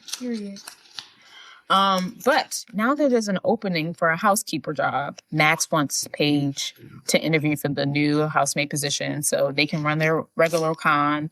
Last time she was a secretary. This time she'll be a housemaid. So you get the drift. So they set up an interview. After some light seducing, Paige gets a job. She spills something on his pants. She daps it off, gets him kind of horny, and he's like, you know what? You got the job. Easy peasy, lemon squeezy. Paige, unfortunately, was also during this time was supposed to go out with Jack and his friends to go see a basketball or baseball game. They were going to carpool. They just randomly threw that in there. I was like, when did they ever mention that they were going to a game? Right. Exactly. They were all going to carpool, but Paige was supposed to come, but she's running late. So Paige arrives 45 minutes late, and she's like, damn, I missed it. She really wanted to go with him. And then here comes Jack. He stayed behind, and she's like, oh, no, you really didn't have to do that. You really didn't. And then Jack was like, my friends have this theory that I'm in love with you. And they share a kiss. Love? Yeah. And then they kiss. And then, at first, she starts kissing him with her eyes open. But then, she closes them eyes. Oh, no. And unbeknownst to her, Max was getting very suspicious about Paige and her behavior. So she decided to follow her daughter. And she sees her kissing Jake. Yep. She's not happy. Fast forward. Paige arrives at the hotel. Max confronts her. She's like, where have you been all day? She was like, oh, I was here, I was there, blah, blah, blah, blah. Max is like, bullshit. I saw you kissing that fucking boy outside that motherfucking bar. And she's like, mother, you were spying on me? And she was like, yes, of course I was. What are you doing? She's like, look, I don't like him. I'm conning him. That guy is worth $1.3 million. Yada, yada, yada.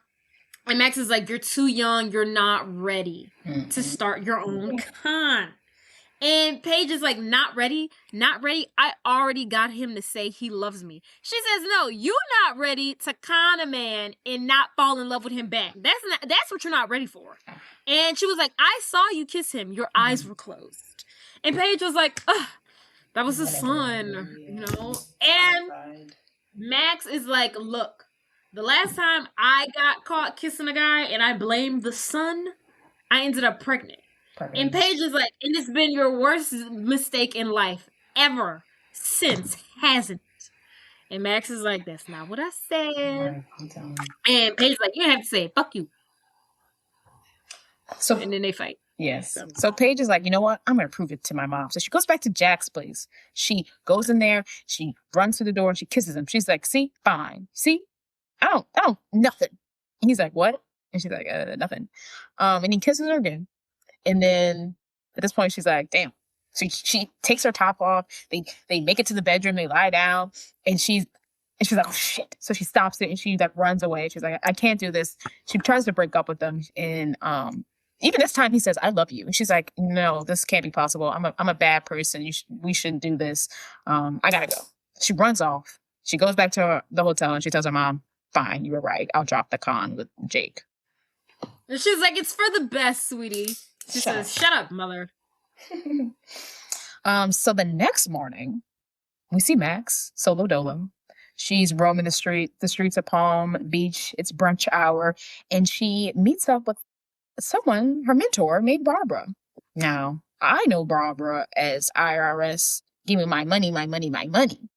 But apparently Barbara was Max's mentor. And apparently this whole IRS thing was a con created by Todd. That's where I thought you were going with that. I wasn't. Maybe it was a scheme set up by Todd to come at you with the bullshit. Ma'am, sit down. Maybe it was a scheme set up by Todd to come to you with the bullshit. She thought she ate that up. Right. I don't really ship. You don't have to ship these old people home. I can't with them anymore. But yes, apparently this IRS con was set up with the help of Barbara by Max to keep Paige from going off by herself because Max felt that she wasn't ready and it was for her best interest that Paige stayed with her mom. And Barbara was like, you know what? You gotta do what you gotta do, girl. 10 out of 10. Love you. This is a great brunch. See you later, Gator. I'm out. Well, Dad. she also tells her, she's like, you know, you can't have her under your wing forever. Like at some point she has to like grow up and fly. And she's like, look, I have 110% faith in my daughter and I know when she'll be ready. When she's ready, I'll let her go, but she's not ready yet. I was like, all right, you can't control her forever. Because I'm pretty sure this girl's like 22. Yeah. Yeah. You say you're not mad at her? Yeah. Yeah, I'm with you. Yeah. You can at least wait till like, wait till you're 27. Slow down. Slow down. Why you trying to be by yourself? Right. And this con is a 2-person act. You know what I'm saying? You just gonna marry a rich man. That's not a con. That's just the game. That's just somebody's regular life. No, that's the game. Like she's like, I'm just going off and marry a man. But like how you get out of it? Like you don't have the second person. Right. Oh yeah. What would the con be? You just marry him? Oh, I see what you're saying. Right. You just marry. Now you're just stuck with him, right? Yeah, you're just stuck with him. That's not the con. That's proper planning. She's gonna have to adapt. Yes. To a one-woman show. Exactly. So Max plans to meet up with William at his house, but she's surprised when she gets a knock at her hotel door, and it's William, and he's like, "Open up, sure, cups. I got a treat for ya." And she's like, "Oh, surprise!" And she's like, "Oh shit! Oh, this is not proper for you to come into a girl's home." But anyhow, she opens the door. William's there, and he breaks in the statue, fully restored. He's like, "Hey, babe, got this restored for you." Very exciting. She's like, "Oh, pee-pee. Yes. It's fixed. Lovely, thank you." And then for some reason, out of nowhere, she starts crying. And, from this gesture that was so nice, she starts crying. And William's like, "Why are you crying? What's wrong?" And she's like, can you say it in her accent? I can't see you anymore. Yeah. Really. And he's like, "Why? What's going on?" Go for it. I don't know what she says next. I'm being deported. America, deportation. No green Go back to Russia, my home country. And he's like, "Wow, that's really unfortunate because I planned on proposing to you." It's what? I think I don't know. Oh well, da. Me, I know.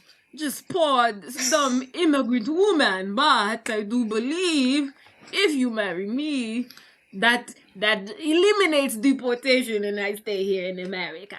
Yes, word. What? William's like, oh, great. 10 out of 10. Will you marry me? She says yes. And I just want to let you know this yes is legally binding. She's like, legally? She says like this, I'm saying yes, legally binding. No take-backs. Which I think is hilarious. I was like, you can't. I was like, that's not a thing. That's not how that goes. It's not a thing at all. Right. So she's so excited. She calls Paige and tell Paige, I did it. I got the ring. I'm so excited. We're going to be $3 billion rich. But, well, not the whole thing. But we're going to be a couple $100 million. We're going to be fucking rich. She calls Paige and Paige is like, woohoo, whatever, bye, mom. Paige on the and she hangs up on her. Hangs up on her. Look, I don't care. Meanwhile, this whole while, you know, Jake's been calling her left and right. And she's been ignoring his calls. I don't care how heartbroken I am over a boy. If my mama calls my phone and tells me we're going to be $20 million richer, bitch, I'm gonna perk the fuck up for a moment. This is the con of the century. Hooray! Hooray! Okay? Why? I get it. You like him. Y'all are broken up. You can't be with him. Y'all can't be together. But your mama just told you you must have $20 million in your pocket. Right. Perk the fuck up. Be happy. Right. This is exciting, regardless if you can't be with your boyfriend. Exactly. And that's very true. $20 million, honey. So Paige is hanging outside of Jack's place of business. And once again, Jack calls her. And he's like, I miss you. And she's like, I can't be with you. I don't love you anymore. And he's like, then why you... And he walks out the door. He's like, then why the fuck you here then, bitch? And she lets down the window. He's like, is this because I told you I love you and you're scared of that? I didn't mean to scare you, but I do. Let's get married. He says jokingly. And then they share a kiss. And she's like, okay, I have to go. And she leaves. So back at the hotel, William, now engaged. He did the damn thing. She's got her little statue. He's like, okay, let's get down to the nitty gritty. Let's have a little sexy sex time. And he's in his drawers and his wife beater, and he looks disgusted. He looks old and frail, and he looks like he smells like suspenders on. Right, and he looks like he smells like cigarettes. And Max is trying to be like, no, we can't. I can't do it before we get married. And William's God, he's watching. Yes. And he's like, we're as good as married for the most part. And then he's like grabbing on. He says, I'm much more powerful than you. Just relax and enjoy it. And then the Lord said, not today, motherfucker. And the Lord said, you know what? I'm going to strike you down for that one. He was like, I was trying to let you get your bag, girl, but too much. He doing too damn much. Yeah. So the Lord said, I'm afraid I'm going to have to take you out for that one. So after he says, hey, calm the fuck down or I'm going to rape you, he starts his coughing spell, and he coughs himself to death and falls on the statue and dies. The penis of the statue of all places. Yeah. Dead by cough. So, right. I don't know if he died by coughing or he hit himself on the penis sculpture, the sculpture's penis, and then the penis took him out, or what? I think he died from the coughing. Whatever his smoking finally called after him. I just thought it was a funny way that he just so happened. Then he just falls and hits the penis and knocks it off again. Yeah. And at first, Max is like, I can't believe this. She's still talking in Russian. He's like, oh, wake up, you clumsy man, wake up. Yeah. And then when he doesn't, she's like, wake up, you fucking, this can't be fucking real. Like, what the fuck? Right. I can't believe this man said, I am much more powerful than you. Relax and just enjoy. That was crazy. I was like, oh my God, he's about to rape her. Right. I was like, wait, no, you're not. You're 80.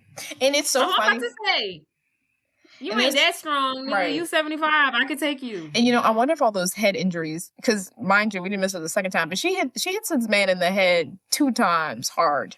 I wonder if that finally caught up with him. He had like an aneurysm for all the beatings. Maybe so. Because she hit him in the head. She was whacking him. She hit him with a golf club. She was whacking his ass. And it's sad the guy was like, probably not. You got to go. Because when she hits him in the head with a golf club, he was talking about how they tried to do trial smoking runs on 6-year-olds. He was like, once I got past the coffin, they loved it or something. Yeah.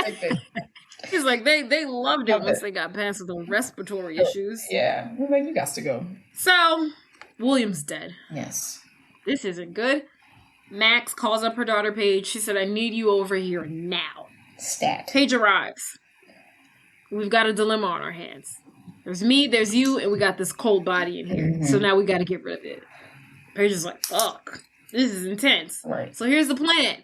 We're going to take William's body. We got to bring it back to his house. Make it look that he coughed and croaked over there and not in this hotel room. Mm-hmm. Paige is like, okay, cool, fine.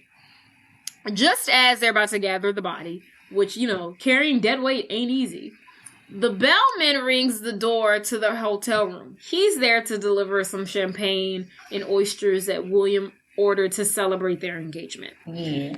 Paige now has to bring the dead body onto the balcony where no one can see her. Max lets in the bellhop, gets the wine, gets the oysters, kicks him out. She goes to the balcony to retrieve Paige so they can continue with their plan. She opens the doors to the balcony, which knocks William off of the balcony, and he falls like 7 floors to the fucking ground outside. Now, they got a dead corpse outside that's all bruised and exposed to the public, so they gotta go get it downstairs and hurry the fuck up. As they're going to go retrieve this dead body, mind you, let's backtrack. Let's go back to Dean. Remember Dean? Yeah. Dean was cute. Dean was hot. Dean was married to what he believed, or who he believed to be, was Angela. He can't stop thinking about Angela. He's been thinking about her day in and day out. Mm-hmm. So much so that he decides he needs to win her back. He has to go after her. He has to go find her. How does he do that? He looks at the registration to the Mercedes that he had to hand over to Angela/Max and finds her location. Max and Paige are going downstairs to get the dead body. When they get off the elevator and the elevator doors open, Max sees Dean in the lobby looking for her. She's like, oh, fuck. Paige hops back into the elevator, trying to be unseen. She's like, you get the body, I'll handle this fucker, says Max. Max runs from Dean, and Dean's like, Angela, please. Angela, stop. She's like, what do you want? He's like, baby, will you marry me again? What? Angela's like, get the fuck up. And he's like, oh my goodness, you changed your hair. You look great. He's like, look, I understand. I messed up. I won't do it again. I promise. He's like, this place is crawling with prime trim, and I'm not even looking that hard. I love you, baby. And she's like, stop talking. He's like, I'll do anything to take you back. Anything. She says, anything? Yes. Next scene. We see Max has tied up Dean onto her bed, dominatrix style. You know, he's cuffed to the bed. And she blindfolds him. I guess she's doing this as a means to distract him while they, you know, handle this dead body situation. She covers his eyes. She has him tied to the bed. And she's like, you don't go anywhere. I'll just be right here. And he's like, oh, this is kinky stuff. He's like, anything for you, babe. So he just stays there. The girls go back to handling this body. They dump his body, poor William, into their trunk. And they go on their merry way to his house to dump the body there. While Dean is locked in the hotel room, the housekeeper comes in. She knocks on the door. Housekeeping. Dean's like, no, don't come in. Don't come in. No, don't come in. She comes in anyway. And the housekeeper's like, oh, fuck, what the fuck you got going on here? And he's like, get out. And she is like, you gotta give me $20 to get out of here. She's like, Dean's like, fine. He's like, my wallet's over there. Go take the $20. The housekeeper looks around. She sees 2 wallets. She's like, are both of these wallets for you? And he's like, 2 wallets? Come in. There's only one man here. Why are there 2 wallets? He tells the housekeeper, untie me. Dean sees the 2 wallets, one belonging to him and the other belonging to William. And he's like, oh, this? My wife? My ex-wife? She's 2-timing me already. She's already got some other guy. So what does Dean do? He looks at William's identification. He sees his address on his wallet, on his ID, and he goes over to his house. Meanwhile, Paige and Max are trying to stashed his body. So he breaks in while Paige is getting something out of the car. Getting a penis out of the car. Meanwhile, Max is left in the bedroom with the dead body, and she can't handle all of the weight, and the body, the corpse, falls on her in a compromising position. If he was alive, it looks like they would be in missionary position having sex. And she's in the bedroom and she's moaning like, oh, God, you're so huge. Because he's a dead body and he's large. Right. And Dean is hearing this and it sounds like she's having sex. He goes into the room, sees William's dead body on top of Max and is like, you two-timing slut. You've been working him and we've only been divorced for like 2 weeks, a month, tops. And he pulls out a gun, and he's like, get off of her, pal. And she's like, Dean, don't shoot him. And he's like, why the hell not? And Max is like, because he's already dead. Oh, you sick. And he's like, what kind of sick shit you into, you freaky slut? And she's like, I am not a freaky slut. Paige walks in, and she's like, hey, Mom, I got the penis. Oh. And Dean's like, Mom, Wendy, what are you doing here? Cat's out of the bag. Dean has now realized, oh, you two were playing me. This is your daughter. Oopsie. And you guys conned me. And Max is trying to de-escalate the situation. She's like, look, Dean, I don't know what you're talking about. That's not what's going on here. You cheated on me. And he's like, you had your daughter seduce me. Right. And Paige is like, we can't make a scumbag do anything. You did that on your own. And he's like, fuck all this. I want my $300,000 back. He puts a gun to them. And he's like, I want my money. Max is like, Dean, relax. This isn't you. There's not even any bullets in this gun. But I need you to calm down here. Right. So Dean is like, okay, there may not be bullets in this gun, but I will go to the police. And this corpse that you have here will get you in a heap load of trouble. And I want my money. And she's like, okay, fine. Can't go to the cops. We're too pretty for jail. If you want your money, I can take you to the bank tomorrow and I can get you your $300,000. And he's like, yeah, that better be what we do. And she was like, but first, you have to help us move this body. And him being, the mob adjacent guy that he is, he does it with ease. He's like, okay, fine.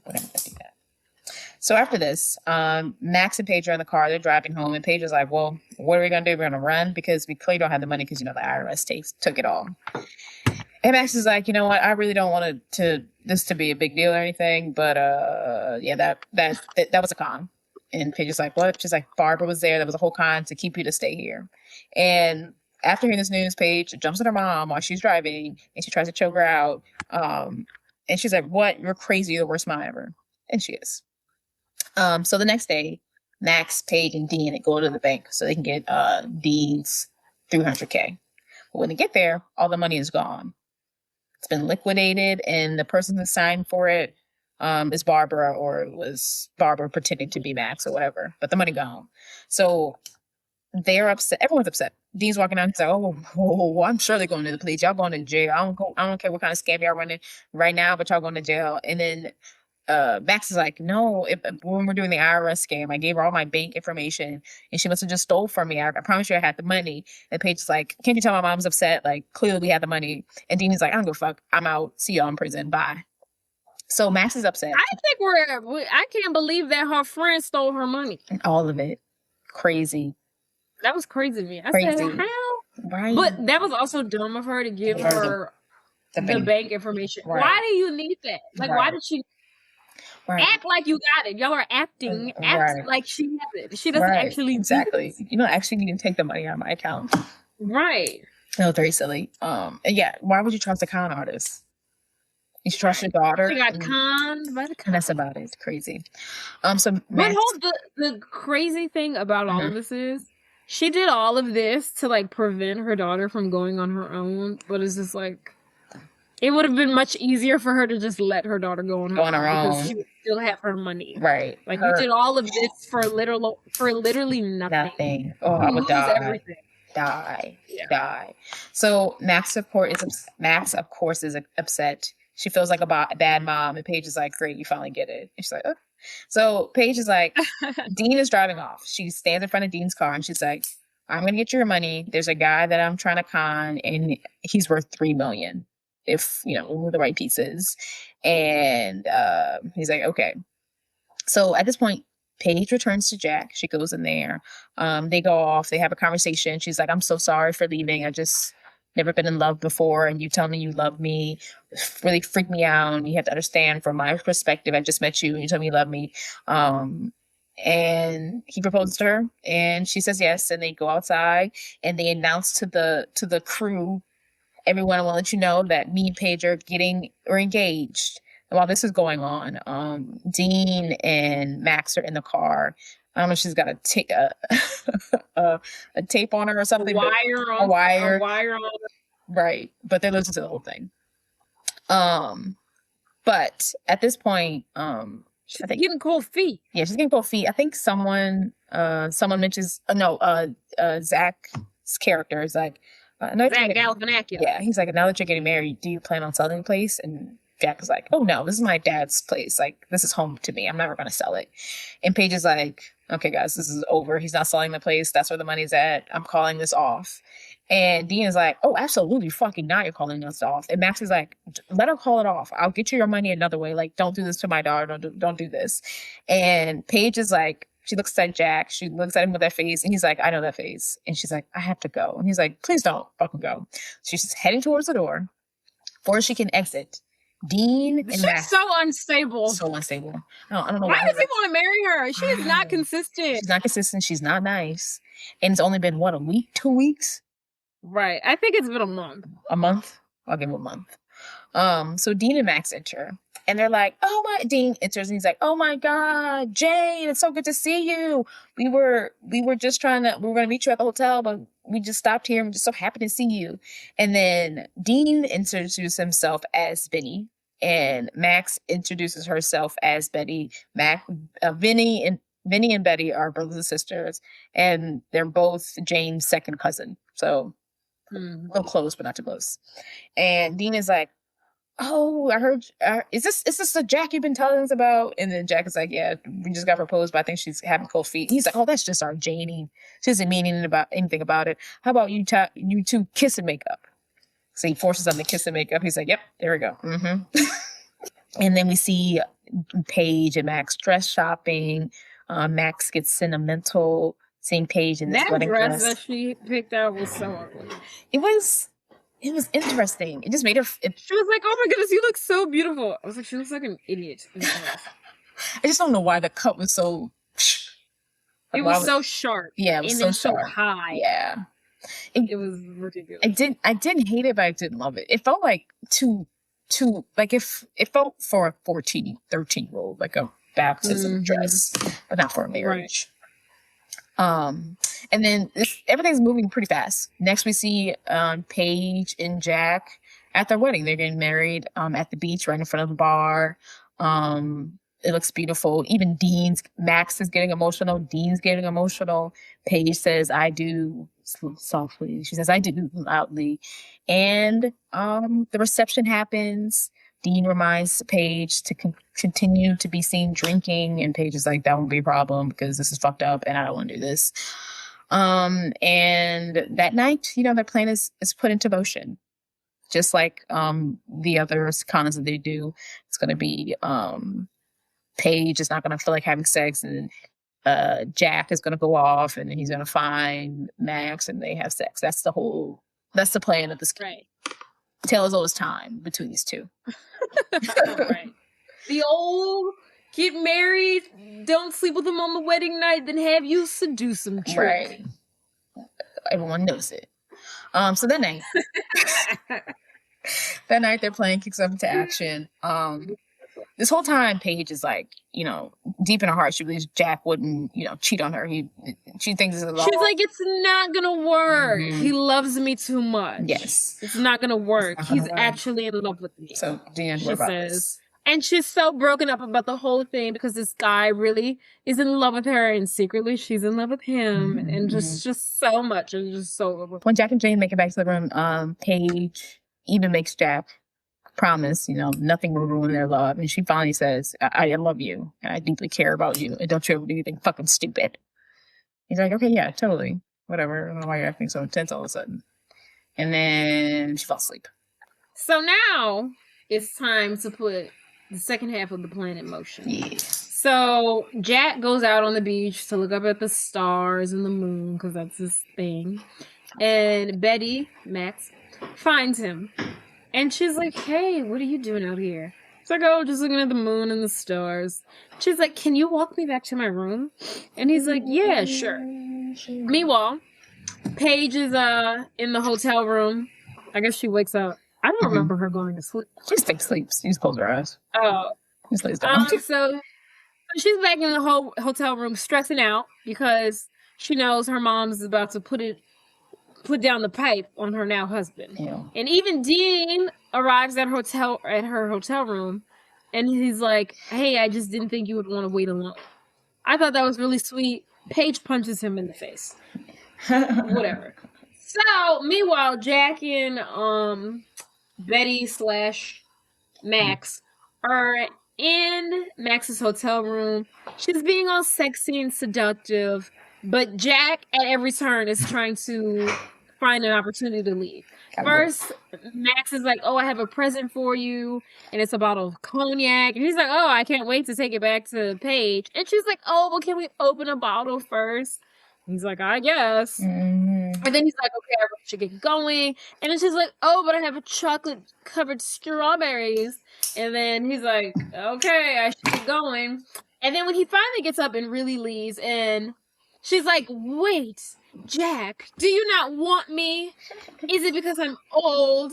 And he's like, well, no. Actually, there's a part of me that really would like to do this, but, you know, I'm married. There's another part of me that's saying, hey, you just married her fucking cousin, so I should probably leave. Right. And she's like, oh, you're right. I'm so embarrassed. Can we just start over? Can you sit down, have a forgive me drink, and we'll call it a night? And he's like, okay, fine.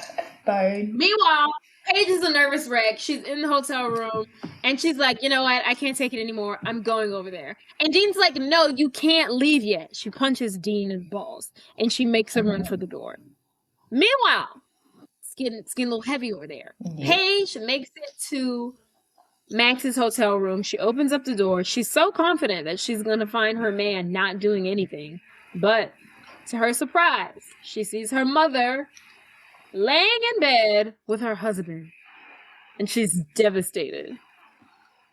And Max is like, I'm sorry, honey. And she runs off. And Jack is like, Paige runs off. Paige, what? Jane, what's going on? Out of it. Yeah, but Jack don't know what's going on. He's like, Paige, huh? Where am I? Yeah. What are you doing in here?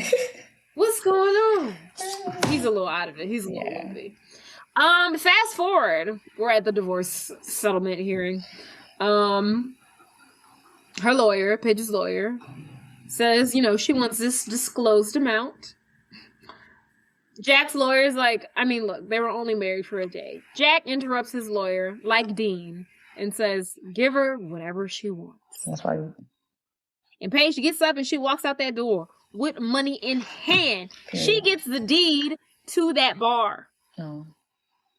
Meanwhile, after, you know, the divorce hearing, or during the divorce hearing, Max and Dean are standing outside and they're having a little scuffle themselves.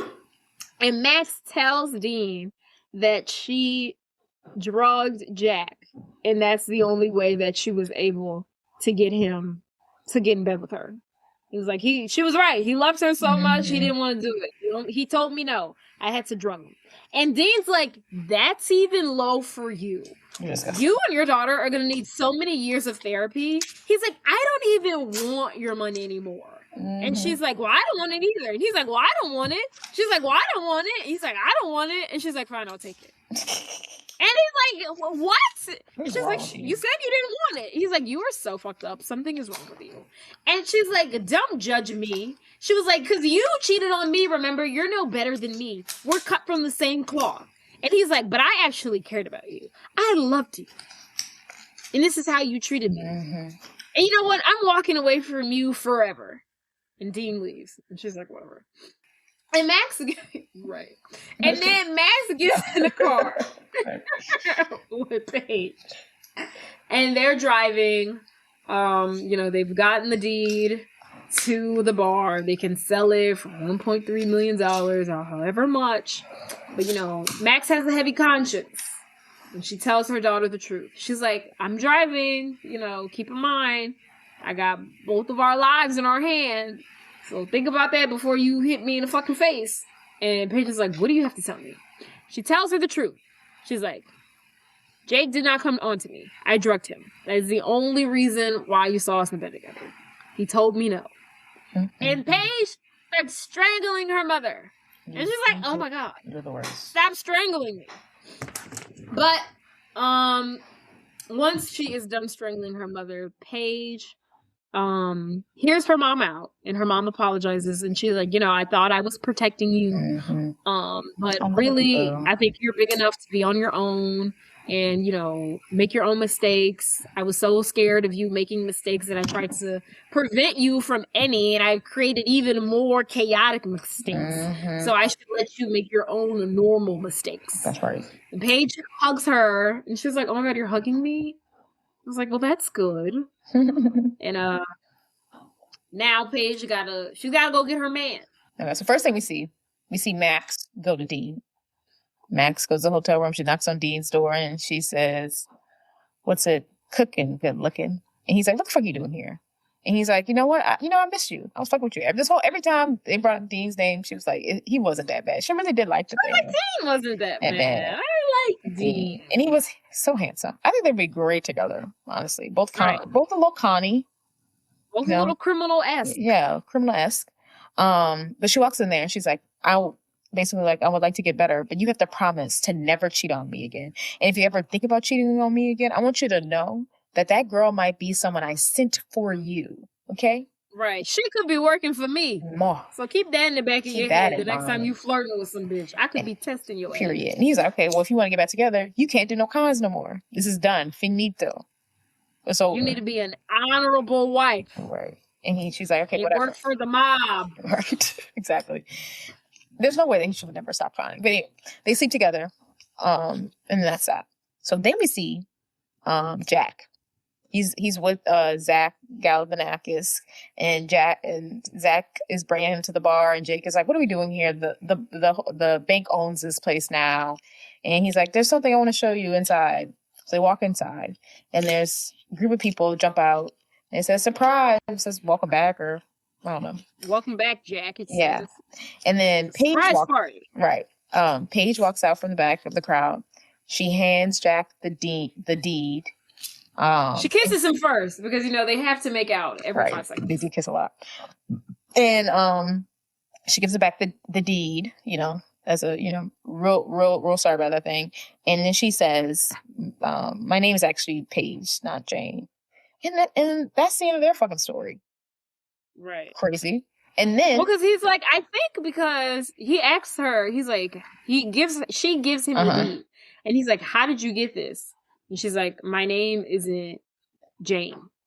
And I feel like that was her saying like the divorce was like null and void because that's not my name. Oh, that's a good point. I thought about that. It's like this deed, like I have the deed, but it don't matter no more because you got this. I got this on false pretenses. Oh, maybe so. It's trash in court.